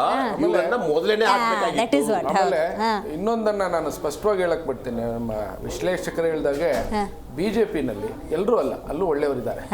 ಆದ್ರೆ ಈ ಕಿಡಿಗೇಡಿಗಳಲ್ಲಿ ಒಂದಿಷ್ಟು ಜನ ಇದ್ದಾರೆ. ಅದನ್ನ ದೇಶಕ್ಕೆ ಬೆಂಕಿ ಹಚ್ಚಲಿಕ್ಕೆ ದೊಳ್ಳೂರಿ ಹಚ್ಚಕ್ಕಂಥದ್ದು. ಈಗ ಶೋಭಾ ಕರಂದ್ಲಾಜೆ ಇರ್ಬೋದು, ಈಶ್ವರಪ್ಪನವ್ರು ಇರ್ಬೋದು, ಸಿ ಟಿ ರವಿ ಇರ್ಬೋದು, ಇಂಥವ್ರು ಹಲವರು ಒಂದಷ್ಟು ಗ್ಯಾಂಗ್ನೇ ಇಟ್ಕೊಂಡಿದ್ದಾರೆ ಅವರು. ಇವ್ರಿಗೆ ರಾಜಕಾರಣಕ್ಕೆ ಬೇರೆ ಇಶ್ಯೂ ಇಲ್ಲ. ಯಾರಿಗೆ ಬಿಜೆಪಿ ಅವ್ರಿಗೆ ಈಗ 10 ವರ್ಷ ಇದ್ದೂ ಯಾವ್ದಾದ್ರು ನೀರಾವರಿ ಯೋಜನೆ ಮಾಡಿಲ್ಲ, ಪಬ್ಲಿಕ್ ಸೆಕ್ಟರ್ ಅಲ್ಲಿ ಯಾವ್ದಾದ್ರು ಕಂಪ್ನೀಸ್ ಓಪನ್ ಮಾಡಿಲ್ಲ, ಇದ್ದವನ್ನೆಲ್ಲ ಮಾರ್ಬಿಟ್ಟಿದ್ದಾರೆ. ಯಾವುದೇ ನದಿ ಜೋಡಣೆ ಕೆಲಸ ಮಾಡಿಲ್ಲ, ಇಲ್ಲ ಉದ್ಯೋಗ ಸೃಷ್ಟಿ ಮಾಡಿಲ್ಲ. ಇವ್ರಿಗೆ ಈ ಹಿಂದುತ್ವ ಅನ್ನೋದು ಜೀವಂತವಾಗಿರ್ಬೇಕು. ಎಲ್ಲೋ ಒಂದಾದ್ರೆ ಸಾಕು. ಅದಕ್ಕೆ ಇವ್ರು ಹೇಳ್ದಂಗೆ ತುಪ್ಪ ಅಲ್ಲ, ಪೆಟ್ರೋಲ್ ಸುರಿದು ಅದನ್ನ ಇದು ಮಾಡಿ ನೋಡಿ. ಕೋಮು ಗಲಭೆಗೂ ರಾಷ್ಟ್ರ ವಿರೋಧಿ ಚಟುವಟಿಕೆಗೂ ಡಿಫ್ರೆನ್ಸ್ ಮಾತೆತ್ತಿದ್ರೆ ಅದನ್ನ ದೇಶದ್ರೋಹ ಅಂದ್ರೆ ದೇಶದ ಆಂತರಿಕ ವ್ಯವಸ್ಥೆಗೆ ಧಕ್ಕೆ ಬರುವಂತ ಕೆಲಸ. ಆ ತರದ್ದು ಮಾಡಿದಾಗ ಅದು ದೇಶದ್ರೋಹ ಆಗುತ್ತೆ ಹೊರತು ಈಗ ಯಾರೋ ಇಬ್ಬರು ಜಾತಿಯವ್ರು ಕಿತ್ತಾಡಿದ್ರೆ ದ್ವೇಷದ ಏನಿರುತ್ತೆ, ಅದನ್ನ ಕೋಮು ಗಲಭೆ ಅಂತ ಕರಿಬೋದು. ಆ ಕೋಮು ಗಲಭೆನ ತಡೀಲಿಕ್ಕೆ ಏನ್ ಕ್ರಮ ತಗೋಬೇಕು ಅದನ್ನ ಮಾಡ್ಬೇಕೇ ಹೊರತು ಇವ್ರು ಎಲ್ಲಾದ್ರೂ ಒಂದ್ ಸಣ್ಣದಾದ್ರೆ ಸಾಕು ಆಮೇಲೆ ಇವರು ಅಲ್ಲಾಗಿದ್ದನ್ನ ಅಲ್ಲಿ ಅಳಿಸೋ ಪ್ರಯತ್ನ ಮಾಡೋದೇ ಇಲ್ಲ. ಇಡೀ ದೇಶದಲ್ಲಿ ಹತ್ಕೊಂಡು ಉರಿಬೇಕು, ಅದರಲ್ಲಿ ಬಿಸಿ ಕಾಯಿಸ್ಕೊಡ್ಬೇಕು. ಹಾಗಾಗಿ ಇದು ಈ ತರ ಆಗ್ಲಿಕ್ಕೆ ಬಿಜೆಪಿ ಸರ್ಕಾರನೇ ಕಾರಣ. ಯಾಕಂದ್ರೆ ಇವರು ಬಿಜೆಪಿ ಸರ್ಕಾರನೇ ಕಾರಣ. ಹೌದು ಮೇಡಮ್. ಇವ್ರು ಏನ್ ಮಾಡಿದ್ರು ಅಂದ್ರೆ 2 ಧರ್ಮಗಳ ನಡುವೆ ಗೋಡೆ ಹಾಕ್ಬಿಟ್ರು, ಪರ್ಮನೆಂಟ್ ಗೋಡೆ. ಅವ್ರದ್ದು ಅಜೆಂಡಾನೇ ಅದು, ಗಲಾಟೆ ಆಯ್ತಾ ಇರ್ಬೇಕು. ಆದ್ರೆ ಅವ್ರು 10 ವರ್ಷದಲ್ಲಿ ಏನ್ ಮಾಡಿದ್ರು? ಎಷ್ಟು ಹಿಂದೂಗಳಿಗೆ ಏನ್ ಸಹಾಯ ಮಾಡಿದ್ದಾರೆ? ಹಿಂದೂಗಳಿಗೆ ಏನ್ ಮಾಡಿದ್ದಾರೆ? ಹೋಗ್ಲಿ ಹಿಂದೂ ದೇವಾಲಯಗಳಿಗೆ ಏನ್ ಮಾಡಿದ್ದಾರೆ? ಹೋಗ್ಲಿ ಈ ತರ ಗಲಾಟೆ ಮಾಡಿದವ್ರನ್ನ ಇವ್ರ ಸರ್ಕಾರನೇ ಇತ್ತಲ್ಲ, ಎಲ್ಲ ಕಡೆ ಮಾಡ್ತಾರಲ್ಲ. ಕೇಂದ್ರ ಸರ್ಕಾರ ಇಂಟರ್ವ್ಯೂನ್ ಆಗಿ ಎಷ್ಟು ಜನ ನೋಳಿಕ್ ಹಾಕಿದ್ದಾರೆ, ಎಷ್ಟು ಜನ ಗಲ್ಗ್ ಹಾಕಿದ್ದಾರೆ? ಏನು ಇಲ್ಲ. ಇವರು ಅವ್ರವ್ರ ಪಾಡ್ಗೆ ಅವ್ರು ಇದ್ದವ್ರನ್ನ ಇವ್ರನ್ನ ಒಗ್ಗಟ್ಟು ಮಾಡಕ್ಕೆ ಏನು ಅಲ್ಪಸಂಖ್ಯಾತರು. ಈಗ ಉದಾಹರಣೆ ಕಾಂಗ್ರೆಸ್ ಗೌರ್ಮೆಂಟ್ ಇದ್ದಾಗ ನಾನೇನು ಅದನ್ನ ಡಿಫೆಂಡ್ ಮಾಡ್ಕೊಳ್ಳಲ್ಲ, ನಾವ್ ಸರ್ಕಾರ ನಮ್ಮ ಪರವಾಗಿದೆ ಅಂತ ಅವ್ರವ್ರ ಕೆಲಸ ಮಾಡ್ಕೊಂಡು ಅವ್ರವ್ರು ಆರಾಮಾಗಿದ್ರು. ಈಗ ಏನಂದ್ರೆ ಇವ್ರು ಬಿಜೆಪಿ ಅವ್ರು ನಮ್ಮನ್ನ ಎಲ್ಲಿ ಏನ್ ಮಾಡ್ಬಿಡ್ತಾರೋ ಅನ್ನೋ ಭಯಕ್ಕೆ ಎಲ್ರು ಒಗ್ಗಟ್ಟಾಗಿ ಈ ತರ ವಿಷಯಗಳನ್ನ ಚರ್ಚೆ ಮಾಡಿ ಈ ತರ ಮಾಡ್ಲಿಕ್ಕೆ ಅವ್ರಿಗೆ ಅವರೇ ದಾರಿ ಮಾಡ್ಕೊಡ್ತಿತ್ತು. ಕಂಪೆಲ್ ಟು ಡು, ಅನಿವಾರ್ಯತೆ ಮಾಡ್ಬಿಟ್ರು. ನಾವೆಲ್ಲ ಒಗ್ಗಟ್ಟಾಗ್ಬೇಕು, ಒಂದಾಗಿರ್ಬೇಕು, ನಮ್ಮ ಸಮಾಜನ ರಕ್ಷಿಸ್ಕೋಬೇಕು, ನಮ್ಮ ಧರ್ಮನ ರಕ್ಷಣೆ ಮಾಡ್ಕೋಬೇಕು ಅನ್ನೋ ದೃಷ್ಟಿನಲ್ಲಿ ಅವ್ರನ್ನೆಲ್ಲ ಒಗ್ಗಟ್ಟು ಮಾಡೋ ಕೆಲಸ ಮಾಡಿದ್ರೆ ಹೊರತು ಇವರು ಧರ್ಮ ಸಮನ್ವಯತೆನ ಮಾಡಲಿಲ್ಲ. ರೈಟ್ ಸೈಯದ್ ಸರ್, ನೀವು ಹೇಳಬೇಕು ಪೂರ್ವ ನಿಯೋಜಿತ ಕೃತ್ಯ ಅನ್ನೋದಾದ್ರೆ ಅದಕ್ಕೆ ಕಾರಣ ಬೇಕಾಗತ್ತೆ. ಸೊ BJP ಮತ್ತು JDSನ ಬಹುತೇಕ ನಾಯಕರು ಹೇಳ್ತಿರೋದು they are going to divert the subject. MUDA, Valmiki ಇದರಿಂದ ತತ್ತರಿಸಿದೆ. ಸೊ ಸಬ್ಜೆಕ್ಟ್ ಡೈವರ್ಟ್ ಮಾಡಬೇಕು, ಪ್ರೀ ಪ್ಲ್ಯಾನ್, ಅದರದ್ದೇ ಎಫೆಕ್ಟ್ ಇದು. 100% ಆಗಲೇ ಹೇಳಿದ್ದೀನಿ. ಇದ್ರ ಹಿಂದೆ ಏನೋ ಕಳವಳ ಇದೆ, ಗಲಭೆ ಆಗಿದೆ, ಗಲಾಟೆ ಆಗಿದೆ. ಗಲಾಟೆ ಸಣ್ಣದಾಗಲಿ ದೊಡ್ಡದಾಗಲಿ ಗಲಾಟೆ ಆಯಿತಾ. ಇವಾಗ ಸರಿ ಹೇಳ್ದಂಗೆ ಅಲ್ಲಿ ಪೊಲೀಸವರು ಒಂದು ಪೀಸ್ ಕಮಿಟಿ ಕರೆದು ಎಲ್ಲ ಮುಖಂಡರಿಗೆ ಸಣ್ಣ ಪುಟ್ಟ ಲೀಡರ್ಗಳಿಗೆ ಆ ಏರಿಯಾ ಸ್ವಲ್ಪ ಹೆಸರುವಾಸಿಗಳು ಅಂಥವ್ರು ಎಲ್ಲರೂ ಕರೆದು ಈ ಜಾತಿಯಿಂದ ಆ ಜಾತಿಯಿಂದ ಇಬ್ಬರಿಗೂ ಕರೆದು ಕೂರಿಸಿ ಮಾತಾಡಿಸಿ ಒಂದು ಆ ಮಾತಾಡಿದ್ರೆ ಅದು ಒಂಥರ ಒಂದು ಸೊಲ್ಯೂಷನ್ ಆಗಿರೋದು. ಇಬ್ರು ಒಪ್ಕೊಂಡು ಕೈ ಶೇಕ್ ಮಾಡ್ಕೊಂಡು ಹೋಗಿರೋದು. ಸೆಕೆಂಡು, ಯಾವ ಪ್ಲೇಸ್ ಅಲ್ಲಿ ಆಕ್ಚುಲಿ ಇದು 23 ಅಲ್ಲಿ ಗಲಾಟೆ ನಡೆದಿದೆ, ಹಿಸ್ಟ್ರಿ ಇರುತ್ತೆ. ಈ ತರ ಏನಾಗಿಲ್ಲ, ಪ್ರಾರಂಭ ಅಂತೂ ಆಗಿತ್ತು. ನಿಮ್ಗೆ ಮೊದಲೇ ಗೊತ್ತಿತ್ತು ಸೆನ್ಸಿಟಿವ್ ಏರಿಯಾ. ಯಾವ ಪ್ಲೇಸ್ ಅಲ್ಲಿ ಸೆನ್ಸಿಟಿವ್ ಜಾಸ್ತಿ ಇತ್ತು ಅಲ್ಲಿ ಪೊಲೀಸ್ ಪಡೆ ಜಾಸ್ತಿ ಇರಬೇಕಾಗಿತ್ತು, ಪೊಲೀಸ್ ಪ್ರೊಟೆಕ್ಷನ್ ಜಾಸ್ತಿ ಇರಬೇಕಾಗಿತ್ತು. ಇವಾಗ CRPF ಆಗಿದ್ದೀರಿ, ಆಗಲೇ ಹಾಕ್ಬೋದಾಗಿತ್ತು. ರಿಸರ್ವ್ ಪೊಲೀಸ್ ಕರೆದು ಅಲ್ಲಿ ಸ್ವಲ್ಪ ಜಾಸ್ತಿ ಮಾಡಿ, ಆಮೇಲೆ ರೂಟ್ ಮ್ಯಾಪು ನೋಡಿ, ಈ ಟೈಮಿಂದ ಈ ಟೈಮು ಮೆರವಣಿಗೆ, ನೀವು ಈ ರೂಟಿಂದನೇ ಹೋಗ್ಬೇಕು ಅಂತ ಮಾಡಿದರೆ ಆಲ್ಮೋಸ್ಟ್ ಆಲ್ ಅದು ಒಂದು ಮಾತು ಹೇಳ್ತಾರೆ ಮೇಡಮ್, ತಿಂದು ನೋವು ಅನುಭವಿಸ್ಕೊಳ್ಳೋಕ್ಕಿಂತ ಮುಂಚೆ ತಲೆ ಬೀಸ್ಕೋಬೇಕಂತ. ಹೌದೌದು, ತಪ್ಪಿಸ್ಕೊಳ್ಳೋಬೇಕು. ಅದು ಉತ್ತಮ, ಅದು ಕರೆಕ್ಟ್, ಅದು ಉತ್ತಮ. ಹೊಡೆದಾಡ್ಕೊಂಡು ನಾವು ಅಲ್ಲ, ಸಂಕಟ ಏನ್ ಗೊತ್ತಾ ಸರ್, ಇವತ್ತು ಇವ್ರು ರಾಜಕೀಯ ನಾಯಕರ 1000 ಮಾತಾಡ್ಬೋದು, ಮತ್ತೆ ಅದೇ ಊರಲ್ಲಿ ಬದುಕಬೇಕಾಗಿರೋದು ಯಾರು? ಅವರೇ. ಇನ್ನೊಂದು ಆ್ಯಡ್ ಮಾಡ್ತೀನಿ, ಕೆಲವೊಂದು ವ್ಯಕ್ತಿಗಳಿದ್ದಾರೆ ಅವ್ರಿಗೆ ಕಾರೋಬಾರ ಲೂಟಿ ಮಾಡುವಂಥದ್ದು. ಇದು ಮಾತ್ರ ನೆನ್ಪಿಟ್ಕೊಳ್ಳಿ. ಅವ್ರಿಗೆ ಹಿಂದೂನೂ ಬೇಕಾಗಿಲ್ಲ, ಮುಸ್ಲಿಮೂ ಬೇಕಾಗಿಲ್ಲ, ನೀವೆಲ್ಲಾದ್ರೂ ಹೋಗಿ ಸಾಯಿರಿ, ನಮಗೆ ಮಾಲ್ ಬೇಕು, ಹಣ ಬೇಕು, ಲೂಟಿ ಮಾಡಬೇಕು. ಇದಕ್ಕೋಸ್ಕರ ಅಂತ ಕಾಯೋರು ಸುಮಾರಿದ್ದಾರೆ. ನಾವು ಕಲ್ಲೆತ್ಕೊಂಡು ಹೊಡಿತಾ ಇದ್ರೆ ಇವ್ರು ಲೂಟಿ ಮಾಡ್ತಾ ಇರ್ತಾರೆ.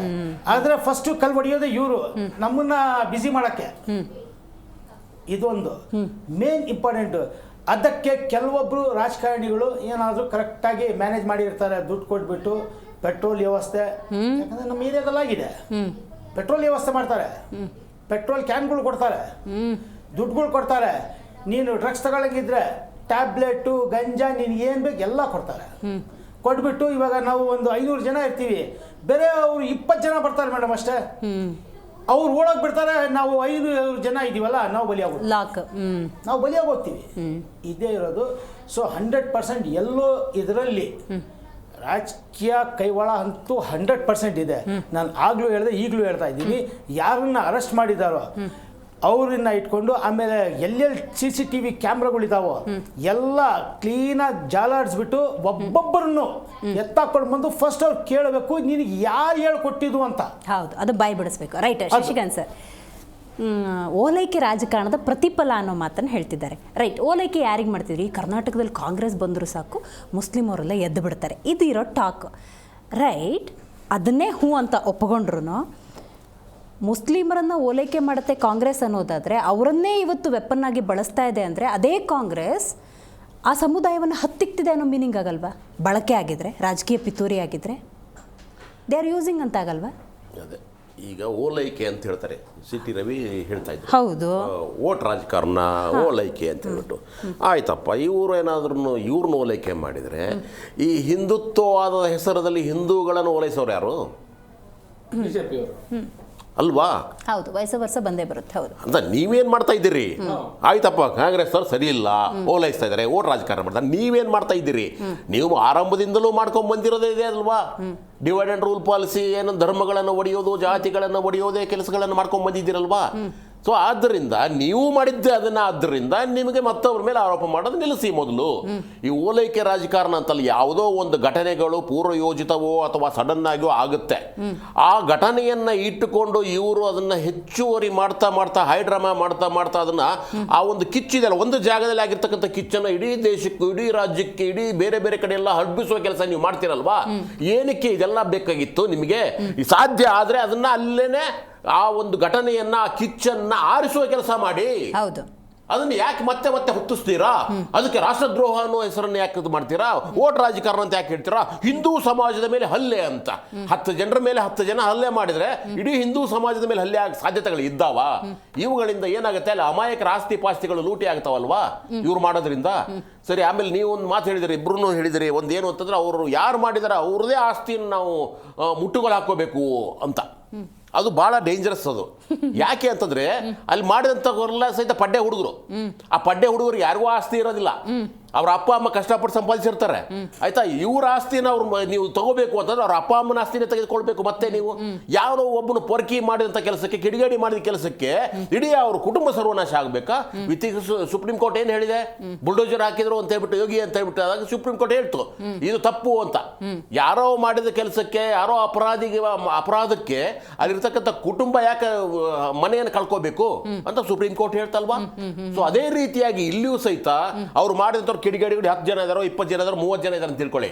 ಆ 30 ಜನರು ಸಹಿತ ಯಾರು ಸಹಿತ ಕುಟುಂಬ ನಿರ್ವಹಣೆ ಮಾಡಿಕೊಂಡು ಮನೆ ಮಠ ಕಟ್ಟಿದವರಲ್ಲ ಅಲ್ವಾ? ಇವ್ರು ಮಾಡಿದ್ದಕ್ಕೋಸ್ಕರ, ಇವ್ರು ಮಾಡಿದ್ದಕ್ಕೋಸ್ಕರ ಅಲ್ಲಿರ್ತಕ್ಕಂಥ ಮನೆಯನ್ನ ನೀವು ಹೊಡಿತೀರೋ ಅಥವಾ ಅದನ್ನ ಆಕ್ರಮಿಸ್ಕೊಳ್ತೀರೋ, ಅವರಿಂದ ರಿಕವರಿ ಮಾಡ್ಕೊಳ್ತೀವ ಅಂತಂದ್ರೆ ಅವಾಗ ನಷ್ಟ ಆಗೋದು ಅವ್ರ ತಂದೆ ತಾಯಿಗಳಿಗೆ. ಯಾಕಂದ್ರೆ ಒಂದು ಕುಟುಂಬ ಪರಿವಾರದಲ್ಲಿ ಒಬ್ರು ಇಬ್ರು ಈ ತರ ಇದ್ರೆ ಎಲ್ಲರೂ ಸಹಿತ ಈ ರೀತಿ ಕೆಲಸಗಳನ್ನು, ಕಿಡಿಗೇಡಿ ಕೆಲಸ ಮಾಡೋದಿಲ್ಲ. ಪ್ರಸ್ತುತ ಪರಿಸ್ಥಿತಿ ಹೆಂಗಿದೆ ಅಂದ್ರೆ ಸರ್, ಮುಸಲ್ಮಾನ್ ಸಮುದಾಯನೇ ಇರ್ಬೋದು, ಹಿಂದೂ ಸಮುದಾಯ ಇರ್ಬೋದು, ತಮ್ಮ ಸಮುದಾಯವನ್ನ, ತಮ್ಮ ಸಮುದಾಯದ ಜನರನ್ನ ರಕ್ಷಣೆ ಮಾಡ್ಕೊಳ್ಳುವಂಥ ಸ್ಥಿತಿ ಅಂತ ಅನ್ಕೊಳ್ಳೋಣ. ಆಗ ಅವ್ರನ್ನ ರಕ್ಷಣೆ ಮಾಡ್ಕೋಬೇಕು. ಅವ್ರನ್ನ ಇವತ್ತು ಪರಿಸ್ಥಿತಿ ಸಣ್ಣದು ಅಂತ ಕೈ ಬಿಟ್ಬಿಟ್ರೆ, ರಿಯಾಕ್ಟ್ ಮಾಡದೆ ಹೋದ್ರೆ, ಇದಕ್ಕೆ ಪೊಲೀಸ್ ಕ್ರಮ ತಗೊಳ್ಳಿ ಅಂತ ಹೇಳದೆ ಹೋದ್ರೆ ಮುಂದೊಂದು ದಿವಸ ಉಲ್ಬಣ ಆಗ್ಬೋದು. ಇದನ್ನ ಎಲ್ಲರೂ ಹೇಳೋದೆ ಅದು ತಪ್ಪು. ಅಪರಾಧಿಗಳು ಯಾರೇ ಮಾಡಿರ್ಲಿ, ಆರೋಪಿಗಳು ಯಾರೇ ಇರಲಿ, ಅವ್ರಿಗೆ ಶಿಕ್ಷೆ ಆಗಬೇಕು, ತನಿಖೆ ಆಗ್ಬೇಕಂತ ಎಲ್ಲರೂ ಹೇಳ್ತಾರೆ. ಹೋಗ್ಬಿಟ್ಟು ಅವ್ರ ಮನೆಯವ್ರನ್ನ ಕೇಳಿಬೇಕಾದ್ರೆ ಅವರು ಸಹಿತ ತನಿಖೆ ಆಗಲಿ ಅಂತ ಹೇಳ್ತಾರೆ ಹೊರತಾಗಿ ನನ್ನ ಮಗ ಏನು ಮಾಡಿಲ್ಲ ಅಂತ ಹೇಳೋದಿಲ್ಲ. ಹೇಳಿದ್ರು ಸಹಿತ ಅವರು ಆ ಮಗನನ್ನ ದೊಡ್ಡ ಆರೋಪಿಯನ್ನಾಗಿ, ಅಪರಾಧಿಯನ್ನಾಗಿ ಮಾಡ್ತಾ ಇದ್ದಾರೆ ಅಂತ ಅರ್ಥ. ಸೊ ಆದ್ದರಿಂದ ಯಾರೇ ಆಗಿರಲಿ, ಇತ್ತೀಚೆಗೆ ನಾನು ನಿಮ್ಮ ಟಿವಿ ಬೈಟ್ಸ್ ಅಲ್ಲಿ ನಾನು ನೋಡಿದೆ, ನಿಮಗೆ ಪಾಪ ಅವ್ನ ತಂದೆ ಹೇಳ್ತಾ ಇದ್ದಾನೆ, ಅವ್ರಿಗೆ ಪೊಲೀಸರು ಗುಂಡು ಹೊಡೆದ್ರಲ್ವಾ ಕಾಲಿಗೆ, ಅವನನ್ನು ತೆಗೆದುಕೊಂಡು ಹೋಗಿ ನೇಣು ಹಾಕಿರಿ, ಅವನು ನಮ್ಮ ಸಮುದಾಯಕ್ಕೆ ಅವನು ರೋಗ ಅಂತ ಹೇಳಿದಲ್ವಾ? ಅಂದ್ರೆ ಅವರು ಸಹಿತ ಆಕ್ರೋಶ ಇದೆ ಅವ್ರ ಒಳಗಡೆಗೂ ಸಹಿತ. ಆದ್ದರಿಂದ ಯಾರೇ ಆಗಿರ್ಲಿ, ಧರ್ಮ ಅನ್ನೋದು ಆ ನಂತರದ್ದು. ಕುಟುಂಬ ಅಂತ ಬಂದಾಗ ಕುಟುಂಬದಲ್ಲಿ ಯಾರಾದ್ರೂ ಒಬ್ಬರು ಈ ರೀತಿಯಂತ ಕಿಡಿಗೇಡಿಗಳಿದ್ರೆ ಅವರು ಮಾಡಿದ ತಪ್ಪಿಗೆ ಅವರೇ ಶಿಕ್ಷೆ ಅನುಭವಿಸಬೇಕೇ ಹೊರತು ಇಡೀ ಕುಟುಂಬ ಅಲ್ಲ, ಆಮೇಲೆ ಇಡೀ ಸಮಾಜ ಅಲ್ಲ, ಇಡೀ ಸಮುದಾಯವೂ ಅಲ್ಲ. ಮತ್ತೆ ಯಾರೋ ಮಾಡಿದ ತಪ್ಪಿಗೆ ಉಳಿದವರ ಹಣವನ್ನ ಅಲ್ಲಿ ಏನು ಪರಿಹಾರದ ರೀತಿಯಲ್ಲಿ ಸರ್ಕಾರದ ಮುಖೇನ ಕೊಡೋದು. ನಾನು ಹೇಳೋದು, ಅಲ್ಲಿ ಬಡವರದ ಏನಾದರೂ ಆಗಿದ್ರೆ, ಇಂಥದ್ದು ಯಾವುದೇ ಡಿಸಾಸ್ಟರ್ ಆಗಿದ್ರೆ ಆ ಸಂದರ್ಭದಲ್ಲಿ ಅವರಿಗೆ ಅನುಕಂಪದ ಆಧಾರದಲ್ಲಿ ಕೊಡ್ತಕ್ಕಂಥದ್ದು ಮಾನವೀಯತೆ ಮತ್ತು ಸರ್ಕಾರದ ಕ್ರಮ. ಅದು ಯಾರಿದ್ರೂ ಮಾಡಬೇಕು. ಅದು ಆಕಸ್ಮಿಕವಾಗಿ ಹಿಂದೂ ಅಂಗಡಿ ಇರಲಿ ಅಥವಾ ಮುಸ್ಲಿಂ ಅಂಗಡಿ ಇರಲಿ, ಅಲ್ಲಿ ಏನು ಜಾತಿ ಧರ್ಮ ಅಲ್ಲ, ಅಲ್ಲಿ ಅವ್ರು ಸಂತ್ರಸ್ತರು ಅಂತ ಬರುತ್ತೆ. ಸೊ ಅದರ ಅರ್ಥ ಏನು ಅಂದ್ರೆ, ಸಂತ್ರಸ್ತರು ಯಾರು ಕಿಡಿಗೇಡಿ ಕೆಲಸ ಮಾಡಿದಾರೆ ಅವರಿಗೆ ಪನಿಷ್ಮೆಂಟ್ ಕೊಡಿ, ಅವ್ರಿಗೆ ತನಿಖೆ ಕೊಡಿ. ಅದನ್ನ ಬಿಟ್ಟು ಅವ್ರ ಕುಟುಂಬದವರಿಗೆ ಮಾಡೋದಿದೆಯಲ್ಲ, ಅವಾಗ ಯೋಗಿ ಆದಿತ್ಯನಾಥ್ ಮಾಡಿದ್ದಂತ ಬುಲ್ಡೋಜರು ಮತ್ತು ಇದಕ್ಕೂ ವ್ಯತ್ಯಾಸ ಇರೋದಿಲ್ಲ. ರೈಟ್. ಅರುಣ್ ಅವರೇ, ನೀವು ಹೇಳಬೇಕು, ಧಾರ್ಮಿಕ ಸಹಿಷ್ಣುತೆ ಅನ್ನೋದು ಬಿಜೆಪಿಗೆ ಬೇಕಾ, ಕೋಮು ಗಲಭೆ ಅನ್ನೋದು ಹೆಚ್ಚಾಗಬೇಕಾ?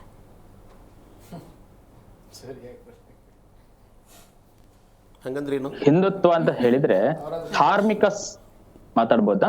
ಮಾತಾಡಿ ಸರ್, ಮಾತಾಡಿ. ಈಗಷ್ಟೇ ಹಿಂದುತ್ವದ ಬಗ್ಗೆ ಹೇಳಿದ್ರು. ಹಿಂದುತ್ವದ ಬಗ್ಗೆ ಕಲ್ಪನೆಯೂ ಇಲ್ಲದೆ, ಲವಲೇಶವೂ ಗೊತ್ತಿಲ್ಲದೆ, ಅವರಿಗೆ ಬೇಕಾದ ಹಾಗೆ ಮಾನಸಿಕತೆ ಇಟ್ಟುಕೊಂಡು ಅದಕ್ಕೊಂದು ಲೇಬಲ್ ಹಚ್ಕೊಂಡು ಏನೇನೋ ಮಾತಾಡಿದ್ರು. ಇವಾಗ ಅಷ್ಟೊಂದು ಸಮಯನೂ ಇಲ್ಲ ಅದಕ್ಕೆ ಸರಿಯಾದ ಉತ್ತರವನ್ನು ಕೊಡೋದಕ್ಕೆ. ಅದು ಸ್ಪಷ್ಟವಾಗಿ ಹೇಳಲಿಕ್ಕೆ ನಾನು ಬಯಸುವುದು ಏನು ಅಂತ ಹೇಳಿದ್ರೆ, ಈಗ ಯಾರು ಈ ಗಲಭೆಗೆ ಮುನ್ನುಡಿಯನ್ನು ಇಟ್ರು, ಈಗಷ್ಟೇ ಹೇಳಿದ್ರು ಇದು ಕಿಡಿಗೇಡಿಗಳ ಕೃತ್ಯ ಅಂತ. ಆಯ್ತು ಸ್ವಾಮಿ, ಕಿಡಿಗೇಡಿಗಳ ಕೃತ್ಯ. ಹಾಗಾದ್ರೆ ನಾಳೆ ಅದೇ ದಾರಿಯಲ್ಲಿ ಕಾಂಗ್ರೆಸ್ನ ಮೆರವಣಿಗೆ ಹೋಗ್ತಾ ಇದ್ರೆ ಅಲ್ಲಿಗೆ ಕಲ್ಲು ಬಿಸಾಡ್ತಾರ? ಸೇಮ್ ರಿಪೀಟ್ ಆಗುತ್ತಾ? ಇಲ್ಲ. ಅದು ಯಾಕೆ? ಎದುರುಗಡೆ ಹೋಗ್ತಾ ಇರುವಂತದ್ದು ಹಿಂದೂ ಧರ್ಮದ ವಿನಾಶಕನ ಮೆರವಣಿಗೆ ಹೋಗ್ತಾ ಇದೆ. ಅದನ್ನು ವಿಘ್ನ ಮಾಡಬೇಕು ಅನ್ನುವಂಥದ್ದು ಅಲ್ಲಿ ಹುಟ್ಟಿಕೊಂಡಿತ್ತು. ಇದಕ್ಕೆ ಪೆಟ್ರೋಲು, ಇಂಧನ ಹಾಕಿದವರು ಯಾರು ಅಂತ ಹೇಳಿದ್ರೆ, ನಮ್ಮ ರಾಜ್ಯದಲ್ಲಿ ಕಾಂಗ್ರೆಸ್ ಇದೆ. ಕಾಂಗ್ರೆಸ್ ಏನೇ ನಾವು ತಪ್ಪು ಮಾಡ್ಲಿ ನಮ್ ಬೆನ್ನಿಗೆ ನಿಂತುಕೊಳ್ಳುತ್ತೆ ಅನ್ನತಕ್ಕಂಥ ಒಂದು ಮಾನಸಿಕತೆಯನ್ನು ಬಿಲ್ಡಪ್ ಮಾಡಿದ್ರಲ್ಲ, ಅದರ ಪ್ರತಿಫಲ ಇದು. ಯೋಗಿ ಆದಿತ್ಯನಾಥ್ರು ಯಾವುದು ಅಕ್ರಮ ಕಟ್ಟಡಗಳಿವೆ ಅವುಗಳಿಗೆ ಆಲ್ರೆಡಿ ನೋಟಿಸ್ ಆಗಿದೆ. ಅಂಥ ಅಕ್ರಮ ಕಟ್ಟಡಗಳಿದ್ದೂ ಕೂಡ ಪುನಃ ಸಮಾಜ ಘಾತುಕ ಶಕ್ತಿಯಾಗಿ ಯಾರು ರೂಪುಗೊಳ್ತಾ ಇದ್ದಾರೆ ಅಂಥವರ ಯಾವ ಬುಲ್ಡೋಸರ್ ಮುಖಾಂತರ ಯಾರ ಕಟ್ಟಡವನ್ನು ಈಗಾಗಲೇ ಉರುಳಿಸಬೇಕಿತ್ತೋ, ಆದರೂ ಕೂಡ ಸಮಾಜ ಘಾತುಕರಾಗಿ ಯಾರು ಮುಂದುವರಿದ್ರೋ ಅಂಥವರ ಮೇಲ್ಗಡೆ ಬುಲ್ಡೋಸರ್ ಪ್ರಯೋಗ ಆಗಿರುವಂತದ್ದು. ಯಾರೋ ಬಡವನ ಮೇಲೆಯೋ ಅಥವಾ ಅನ್ಯಾಯ ಮಾಡದೆ ಇರತಕ್ಕಂಥ ಅಮಾಯಕನ ಮೇಲೆ ಆಗಿರುವಂತದ್ದಲ್ಲ. ಇದನ್ನು ನೆನಪಿಟ್ಟುಕೊಳ್ಬೇಕು ಒಂದು. ಮತ್ತೆ ಓಕೆ, ಸಂಪರ್ಕ ಸಾಧ್ಯ ಆಗ್ತಾ ಇಲ್ಲ. ನಂಜಪ್ಪುರೆ, ನನಗೆ ಹೇಳಿ, ಈಗ ಇದನ್ನು BJP ನಿಯೋಗ ಭೇಟಿ ಕೊಡೋದಂತೆ, ಕೇಂದ್ರ ಸಚಿವ HD ಕುಮಾರಸ್ವಾಮಿ ಅವರು ನಾಳೆ ಬೆಳಗ್ಗೆ 6 ಗಂಟೆಗೆ ಪರಿಸ್ಥಿತಿ ಅವಲೋಕಿಸಕ್ಕೆ ಅಂತ ಹೋಗೋದಂತೆ. ಇಂಥ ನಾಯಕರ ಭೇಟಿಗಳಿಂದ ಶಾಂತಿ ನೆಲೆಸ್ಬಿಡತ್ತಾ? ಅಶಾಂತಿ ಅನ್ನೋದು ಶಮನ ಆಗ್ಬಿಡತ್ತಾ? ಇಲ್ಲ, ಇದಕ್ಕಿನ್ನ ಪ್ರಚೋದನೆ ಸಿಗುತ್ತೆ. ನಮ್ಗೆ ಸಪೋರ್ಟ್ಗಿಂತ ಅವ್ರು ಬಂದರು, ನಾವಿನ್ನ ಏನು ಮಾಡಿದ್ರು ನಡೆಯುತ್ತೆ, ನಮ್ಮನ್ನ ಇವರು ಜೊತೆಗಿದ್ದಾರೆ, ಏನೇ ಮಾಡಿದ್ರು ನಮ್ಮ ಜೊತೆ ನಿಲ್ತಾರೆ. ಈಗ ನಾನು ಕೇಳೋದು, ಈಗ ಆ ಥರ ಧ್ವಂಸ ಮಾಡೋದಿದ್ರೆ ಅಥವಾ ಮುಟ್ಕೋಲು ಹಾಕೊಳ್ಳೋದಿದ್ರೆ, ಈ ಅಂತಾರಾಷ್ಟ್ರೀಯ ಭಯೋತ್ಪಾದಕರು ಅಂತ ಡಿಕ್ಲೇರ್ ಆಗಿರೋರೆಲ್ಲ ಇದ್ದಾರೆ, ದಾವೂದ್ ಇಬ್ರಾಹಿಂ ಇವರೆಲ್ಲ, ಅವ್ರ ಆಸ್ತಿನೇ ಕೇಂದ್ರ ಸರ್ಕಾರ ಇನ್ನೂ ಮುಟ್ಟಾಕೊಂಡಿಲ್ಲ, ಅವ್ರ ಆಸ್ತಿ ಮೇಲೆ ಯಾಕೆ ಬುಲ್ಡೋಜರ್ ಬಿಟ್ಟಿಲ್ಲ, ಯಾರೋ ಸಣ್ಣ ಪುಟ್ಟವ್ರ ಮೇಲೆ ಯಾಕೆ ಬಿಟ್ರೋ, ಕೇಂದ್ರ ಸರ್ಕಾರ ಈ ನಿಟ್ಟಲ್ಲಿ ಯಾಕೆ ತಗೊಳ್ಳಿಲ್ಲ ಆ ಕ್ರಮನ? ಅಂತಾರಾಷ್ಟ್ರೀಯ ಭಯೋತ್ಪಾದಕರನ್ನೇ ಇದಾರಲ್ಲ, ಅವ್ರ ಮೇಲೆ ಏನು ಕ್ರಮ ತಗೊಂಡಿದ್ದಾರೆ ಕೇಂದ್ರ ಸರ್ಕಾರ? ಒಂದು. ಆಮೇಲೆ ತಪ್ಪು ಉದಾಹರಣೆ, ಇದು ತಪ್ಪು ಉದಾಹರಣೆ ಅಲ್ಲ ಸ್ವಾಮಿ, ನೇರವಾದ ಉದಾಹರಣೆನೆ. ಆದ್ರೆ ಈ ನಿಮಗೆ ಗೊತ್ತಿರ್ಲಿ, ಅವರ ಕಾರನ್ನ ಮುಟ್ಟುಗೋಲು ಹಾಕಿಕೊಂಡು ಅದನ್ನು ಖರೀದಿ ಮಾಡಿ ಅದಕ್ಕೆ ಬೆಂಕಿ ಹಾಕಿ ಸುಟ್ಟಿದ್ರು ಒಬ್ರು ಸ್ವಾಮೀಜಿ ಅವರು, ಚಕ್ರಧಾರಿ ಅನ್ನತಕ್ಕ ಸ್ವಾಮೀಜಿ ಅವರು. ನಿಮ್ಗೆ ನೆನಪಿರ್ಲಿ ಅಂತ ಹೇಳ್ಕೊತೀನಿ. ಅಲ್ಲ, ಇದನ್ನ ಯಾರೂ ಒಂದು ಹಿಂದುತ್ವವನ್ನ ಯಾರು ಪೇಟೆಂಟ್ ಮಾಡಿಸ್ಕೊಂಡಿಲ್ಲ. ನಾವು ಹಿಂದೂಗಳೇ, ಅಂದ್ರೆ ನಾವು BJP-ಲಿ ಇಲ್ಲ ಅಂದ್ರೆ ನಾವು ಹಿಂದೂ ಅಲ್ಲ ಅಂತನಾ? ಕಾಂಗ್ರೆಸ್ ಅಲ್ಲಿ ಇರ್ತಾರೆ, ಇದ್ದಾರೆ, ನಾವು ಆಮ್ ಆದ್ಮಿ ಪಾರ್ಟಿನಲ್ಲಿ ಇದ್ದೀವಿ, ನಾವು ಹಿಂದೂಗಳೇ. ಏನು ಅವ್ರೇನು ಪೇಟೆಂಟ್ ತಗೊಂಡ್ಬಿಟ್ಟಿದಾರ BJP ಅವರು? ಅವರೊಬ್ಬರೇ ರಕ್ಷಕರ? ನಾವೆಲ್ಲ ಏನು? ನಾವು ಹಿಂದೂಗಳೇ, ನಮಗೂ ಧರ್ಮ ಇದೆ, ನಮಗೂ ದೇವ್ರ ಬಗ್ಗೆ ಪ್ರೀತಿ ಇದೆ, ನಾವು ಗೌರವಿಸ್ತೀವಿ, ನಾವು ನಮ್ಮ ಧರ್ಮವನ್ನ ಗೌರವಿಸ್ತೀವಿ. ಅಲ್ಲ, ಈಗ ಕಾಂಗ್ರೆಸ್ನಿಂದ ಈಗ BJP ಅವ್ರಿಗೆ ಅನಿಸ್ತಾ ಇರ್ಬೋದು, ಇದನ್ನ ನಿಷ್ಪಕ್ಷಪಾತವಾಗಿ ತನಿಖೆ ಮಾಡಿ ಕಾಂಗ್ರೆಸ್ ಗವರ್ಮೆಂಟ್ ನಾನೇನು ಡಿಫೆಂಡ್ ಮಾಡ್ಕೊಳ್ತಾ ಇಲ್ಲ. ಕಾಂಗ್ರೆಸ್ ಅಜೆಂಡಲ್ಲಿ ಏನಾದ್ರ ಮುಸಲ್ಮಾನರು ಎಲ್ಲಾದ್ರೂ ಬೆಂಕಿ ಇಕ್ರಿ, ನಾವು ನಿಮ್ಮ ಮೇಲೆ FIR ಮಾಡಲ್ಲ, ನಾವು ನಿಮ್ಮನ್ನ ಬಿಡುಗಡೆ ಮಾಡ್ಬಿಡ್ತೀವಿ ಅಂತ ಏನಾದ್ರು ಕಾಂಗ್ರೆಸ್ ಅಜೆಂಡಲ್ಲಿ ಇದೆಯಾ? ಕಾನೂನು ಅವ್ನು BJP ಅವರಾಗಿರ್ಲಿ, ದಳದವರಾಗಿರ್ಲಿ, ಕಾಂಗ್ರೆಸ್ ಅವರಾಗಿರ್ಲಿ, ಇನ್ನೊಂದು ಪಕ್ಷದವರಾಗಿರ್ಲಿ, ಸ್ವತಂತ್ರ ಪಕ್ಷದವರಾಗಿರ್ಲಿ, ಹಿಂದೂ ಆಗಿರ್ಲಿ, ಮುಸಲ್ಮಾನ್ ಆಗಿರ್ಲಿ, ಯಾವುದೇ ಆದ್ರೂ ಭಾರತದ ಸಂವಿಧಾನ ಮತ್ತು ಭಾರತದ ಕಾನೂನು ಎಲ್ಲರಿಗೂ ಅನ್ವಯ ಆಗುತ್ತೆ. ತಪ್ಪು ಯಾರು ಮಾಡಿದ್ರು ತಪ್ಪೆ. ಈಗ ಕೋಮು ಗಲಭೆಗೆ ಅಥವಾ ಆ ಘಟನೆಗೆ ಯಾರು ಕಾರಣನೋ ಅವ್ರನ್ನ ಶೀಘ್ರವಾಗಿ ಬಂಧಿಸಿ ಅವ್ರಿಗೆ ಸರಿಯಾದ ಶಿಕ್ಷೆ ಆದರೆ ಇವು ಮುಂದೆ ಮರುಕಳಿಸದಂತೆ ಒಂದು ಪಾಠ ಕಲಿಸ್ತಕ್ಕ. ರೈಟ್. ಈಗ ಕರ್ನಾಟಕ ಕಾಂಗ್ರೆಸ್ ಆಡಳಿತದಲ್ಲಿದೆ, ತಪ್ಪಿತಸ್ಥರಿಗೆ ಶಿಕ್ಷೆ ಆಗಬೇಕು, ಮುಂದೆಂದೂ ಇಂಥ ಘಟನೆ ಸಂಭವಿಸದ ರೀತಿಯಲ್ಲಿ ಆಗಬೇಕು ಅನ್ನೋದಾದ್ರೆ ನಿಷ್ಪಕ್ಷಪಾತವಾದ ತನಿಖೆ ಆಗುತ್ತೆ, ನಿರೀಕ್ಷೆ ಮಾಡ್ಬೋದಾ? ಮೇಡಮ್, ಮಾಡಲೇಬೇಕು. ನೋಡಿ, ಇಲ್ಲಿ ಮುಸ್ಲಿಮ್ಸ್ ಇರಲಿ, ಹಿಂದೂ ಇರಲಿ, ಯಾರೇ ಇರಲಿ, ಇಲ್ಲಿ ಜಾತಿ ಅಲ್ಲ, ಇದು ಒಂದು ಶಾಂತಿಯನ್ನು ಕಾಪಾಡ್ಕೋಬೇಕು. ನಮ್ಮ ರಾಜ್ಯದಲ್ಲಿ ಮತ್ತೆ ಎಲ್ಲೂ ಈ ಥರ ಆಗಬಾರ್ದು, ಯಾವುದೇ ಕಾರಣಕ್ಕೆ ಆಗಬಾರ್ದು. ಅಂದರೆ ತನಿಖೆ ಆಗಲೇಬೇಕು. ಇವ್ರು ಹೇಳ್ದಂಗೆ ಇಲ್ಲಿ ಇನ್ನೊಂದು ವಿಚಾರ ಏನಿದೆ ಗೊತ್ತಾ? ಮುಸಲ್ಮಾನರಿಗೆ ಬೆನ್ತಟ್ಟಿ divide and rule policy, British policy Congress ಅವ್ರು ಮಾಡ್ತಾ ಇರೋದು. ಇವಾಗ ನಾವು ಏನು ಅಂದ್ಕೋಬೇಕು, ನಮ್ಮನ್ನ ಕಾಂಗ್ರೆಸ್ ಅವ್ರು ಬಿಟ್ಟರೆ ಬೇರೆ ಯಾರು ಇಲ್ಲ, BJP ನಮ್ಮ ಶತ್ರು, ನಮ್ಮ ದುಶ್ಮನ್ ಅಂದ್ಕೋಬೇಕು. ಅದಕ್ಕೆ ಇವ್ರು ನಮ್ಮ ಮೇಲೆ ಮಾತಾಡ್ದಂಗೆ ಅವಕಾಶ ಮಾಡ್ಕೊಳ್ಳೋದು ಇವರೇ. ಇವಾಗ ಇವ್ರು ನಮ್ಮನ್ನ ಏನಾದರೂ ಸಪೋರ್ಟ್ ಮಾಡಂಗೆ ಮಾಡ್ತಾರಾ, ಇವ್ರು ನಮ್ಮ ವಿರೋಧವಾಗಿ ಮಾತಾಡ್ತಾರಾ, ಅವಾಗ ನಾವೇನು ಅಂದ್ಕೊಳ್ತೀವಿ, ಕಾಂಗ್ರೆಸ್ ಕಿ ಜೈ ಅಂತೀವಿ. ಹಂಗೆ ಮಾಡಿಕೊಂಡು ಇದೇ ನಮ್ಮನ್ನ ವಿಕ್ಟಮ್ ಮಾಡಿಬಿಟ್ಟು ಪ್ಲೇ ಕಾರ್ಡ್ ಮಾಡ್ಕೊಂಡು ಇವರು ಆಟ ಆಡ್ತಾ ಇರೋದು. ಎಜುಕೇಶನ್ ಬೇಕು sir, education must and should. Education ಬಗ್ಗೆ ಯಾರು ಮಾತಾಡಲ್ಲ, ಯಾರು ಅದ್ರ ಬಗ್ಗೆ ಗಮನನೇ ಕೊಡಲ್ಲ. ಆಯ್ತಾ? ಇವತ್ತಿನ ಸ್ಕೂಲ್ ಪರಿಸ್ಥಿತಿಗಳು ನೋಡಬಾರ್ದು. ದುಡ್ಡಿರೋರು ಎಲ್ಲ ಓದಿಸ್ಕೊಡ್ತಾರೆ. ಇವಾಗ ಬಡವ್ರು ಎಲ್ಲಿ ಹೋಗ್ಬೇಕು? ಗೌರ್ಮೆಂಟ್ ಸ್ಕೂಲಲ್ಲಿ 8ನೇ ಕ್ಲಾಸ್ ಹುಡುಗನಿಗೆ ಹೋಗಿ ಸರಿಯಾಗಿ ಇದು ಓದಪ್ಪ ಅಂದರೆ ಸರಿಯಾಗಿ ಓದೋಕ್ಕೆ ಬರಲ್ಲ. 4ನೇ ಕ್ಲಾಸ್ 5ನೇ ಕ್ಲಾಸ್ ಹುಡುಗನಿಗೆ ಅವನ ಹೆಸರು ಸರಿಯಾಗಿ ಬರೋಕ್ಕೆ ಬರಲ್ಲ. ಆ ಥರ ಇದೆ ಮೇಡಮ್. ಸೊ ಇದು ಏನಂದರೆ, ಫಸ್ಟ್ ಆಫ್ ಆಲ್ ಜನರಿಗೆ ಎಜುಕೇಟ್ ಮಾಡಬೇಕು, ಒಳ್ಳೆ ತನಿಖೆ ಆಗಬೇಕು. ಯಾವುದೇ ಕಾರಣಕ್ಕೂ ಮುಂದೆ ಹಿಂದೂ ಮುಸಲ್ಮಾನ್ ಈ ಗಲಾಟೆ ಅಂದರೆ ಜನರಿಗೆ ಭಯ ಬರಬೇಕು. ಆ ಭಯ ಪೊಲೀಸರು ಕಾಪಾಡಬೇಕು, ಪೊಲೀಸರು ಸರಿಯಾಗಿ ಬಿಸಿ ಇಡಬೇಕು. ರೈಟ್. ಶಶಿಕಾಂತ್ ಅವರೇ, ಇವತ್ತು ಜನಪ್ರತಿನಿಧಿಗಳನ್ನು ಕುಮಾರಸ್ವಾಮಿ ಭೇಟಿ ಕೊಡ್ತಾರಂತೆ, ಅಥವಾ ಡಾಕ್ಟರ್ ಜಿ ಪರಮೇಶ್ವರ್ ಸ್ಥಳಕ್ಕೆ ಹೋಗ್ತಾರೆ, ಚಲುವರಾಯಸ್ವಾಮಿ ಆಗಲೇ ಹೋಗಿದ್ರು, ಮಾಜಿ ಶಾಸಕರು ಸುರೇಶ್ ಗೌಡ್ರು ಹೋಗ್ಬಿಟ್ಟು ಬಂದು ಒಂದಷ್ಟೆಲ್ಲ ಕಮೆಂಟ್ ಮಾಡಿದ್ರು. ಬರ್ತಾರೆ ಹೋಗ್ತಾರೆ. ಇರಬೇಕಾಗಿರೋದು ಯಾರು? ಕಲ್ಲೆಸ್ದವನು ಇರಬೇಕು, ಪೆಟ್ರೋಲ್ ಬಾಂಬ್ ಹಾಕ್ತಾನೋ ಅವನು ಅಲ್ಲೇ ಇರಬೇಕು, ಯಾಕಂದ್ರೆ ಅದು ಅವನು ಊರು, ಹೊಡೆಸ್ಕೊಂಡವರು ಅಲ್ಲೇ ಇರಬೇಕು. ಇವರು ರಾಜಕೀಯ ನಾಯಕರು ತಮ್ಮ ಬೆಳೆ ಬೇಯಿಸ್ಕೋತಾ ಆ ಎರಡು ಸಮುದಾಯಗಳು ಎಷ್ಟು ವರ್ಷದಿಂದ ಸಾಮರಸ್ಯದಿಂದ ಇದ್ವೋ ಏನೋ, ಇವ್ರು ಹೋಗ್ಬಿಟ್ಟು ಇನ್ನೂ ಒಂಚೂರು ಅದನ್ನು ಕದಡೋ ಕೆಲಸ ಮಾಡ್ತಿದ್ದಾರೆ ಅಂತ. ಸಾಮರಸ್ಯದಿಂದ ಇದ್ದಷ್ಟು ಇವ್ರಿಗೆ ಅಪಾಯ ರಾಜಕಾರಣಿಗಳಿಗೆ. ಸಾಮರಸ್ಯ ಒಡೆದ್ರೇ ಅವ್ರಿಗೆ ಲಾಭ. ಸೊ ಆದ್ದರಿಂದ ಮಾಡ್ತಾ ಇದ್ದಾರೆ. ಇವತ್ತು ಕುಮಾರಸ್ವಾಮಿ ಅವ್ರು ಏನು ಹೇಳಿಕೆ ಕೊಟ್ಟಿದ್ದಾರೆ ಹೇಳಿ ನೋಡೋಣ.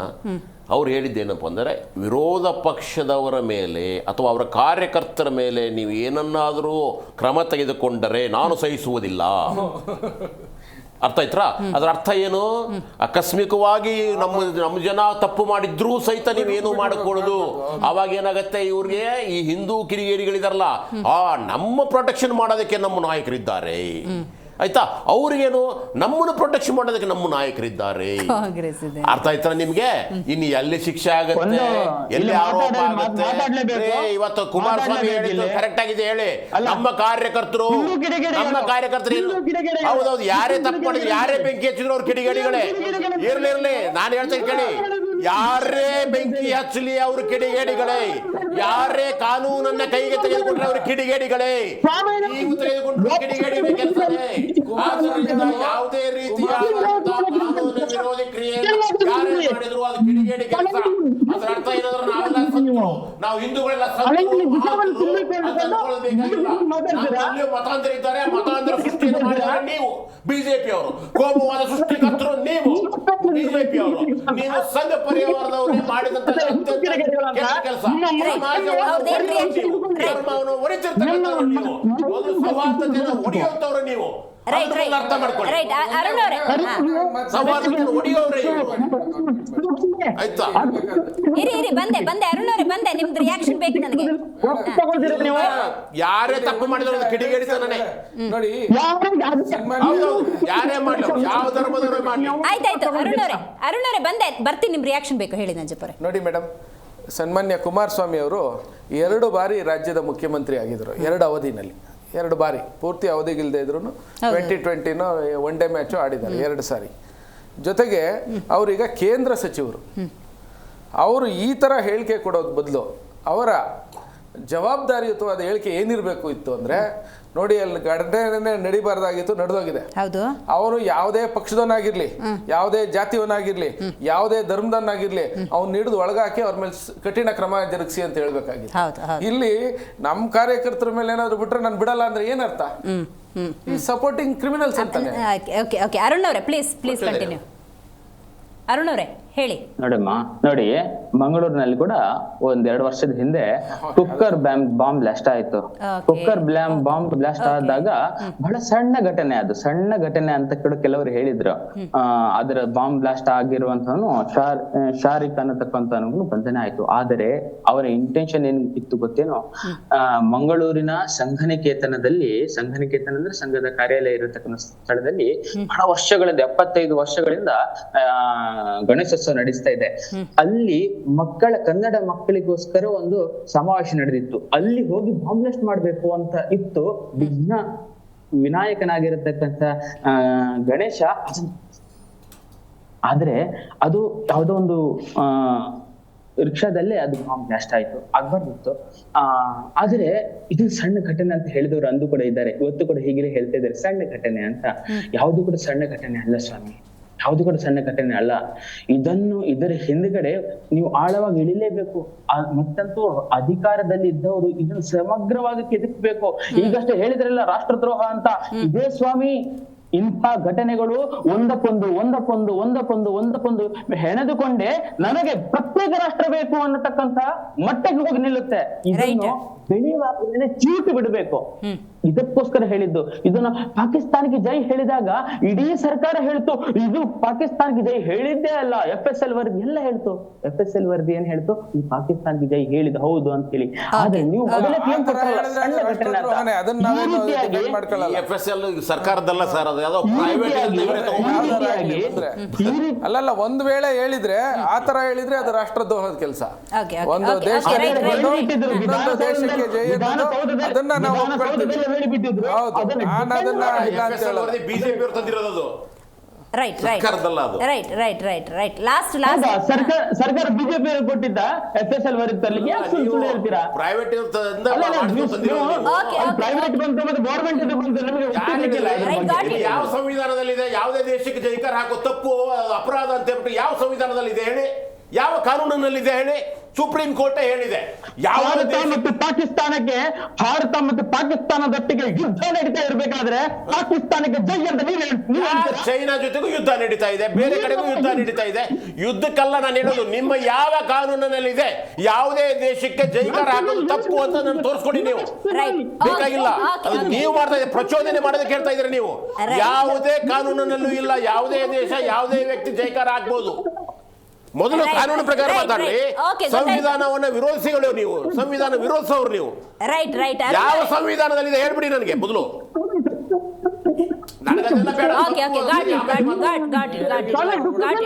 ಅವರೇ ಹೊಡಿತಾರೆ ಇವ್ರ ಕೆಲಸ. ಅರುಣ್ ಅವರು, ನಂಜಪ್ಪ ಅವರು, ಶಶಿಕಾಂತ್ ಅವರು, ಸೈಯದ್ ಅವರು ಕಾರ್ಯಕ್ರಮದಲ್ಲಿ ಭಾಗಿಯಾಗಿದ್ದಕ್ಕಾಗಿ ಧನ್ಯವಾದಗಳು. ಒಟ್ಟಾರೆ ನೋಡಿ, ನಾಗಮಂಗಲದಲ್ಲಿ ಕೋಮು ಸಂಘರ್ಷ ನಡೆದಿದೆ, ಗಲಭೆ ಆಗಿದೆ, ಅಪಾರ ಪ್ರಮಾಣದ ನಷ್ಟ ಉಂಟಾಗಿದೆ, ಕೋಟಿ ನಷ್ಟ.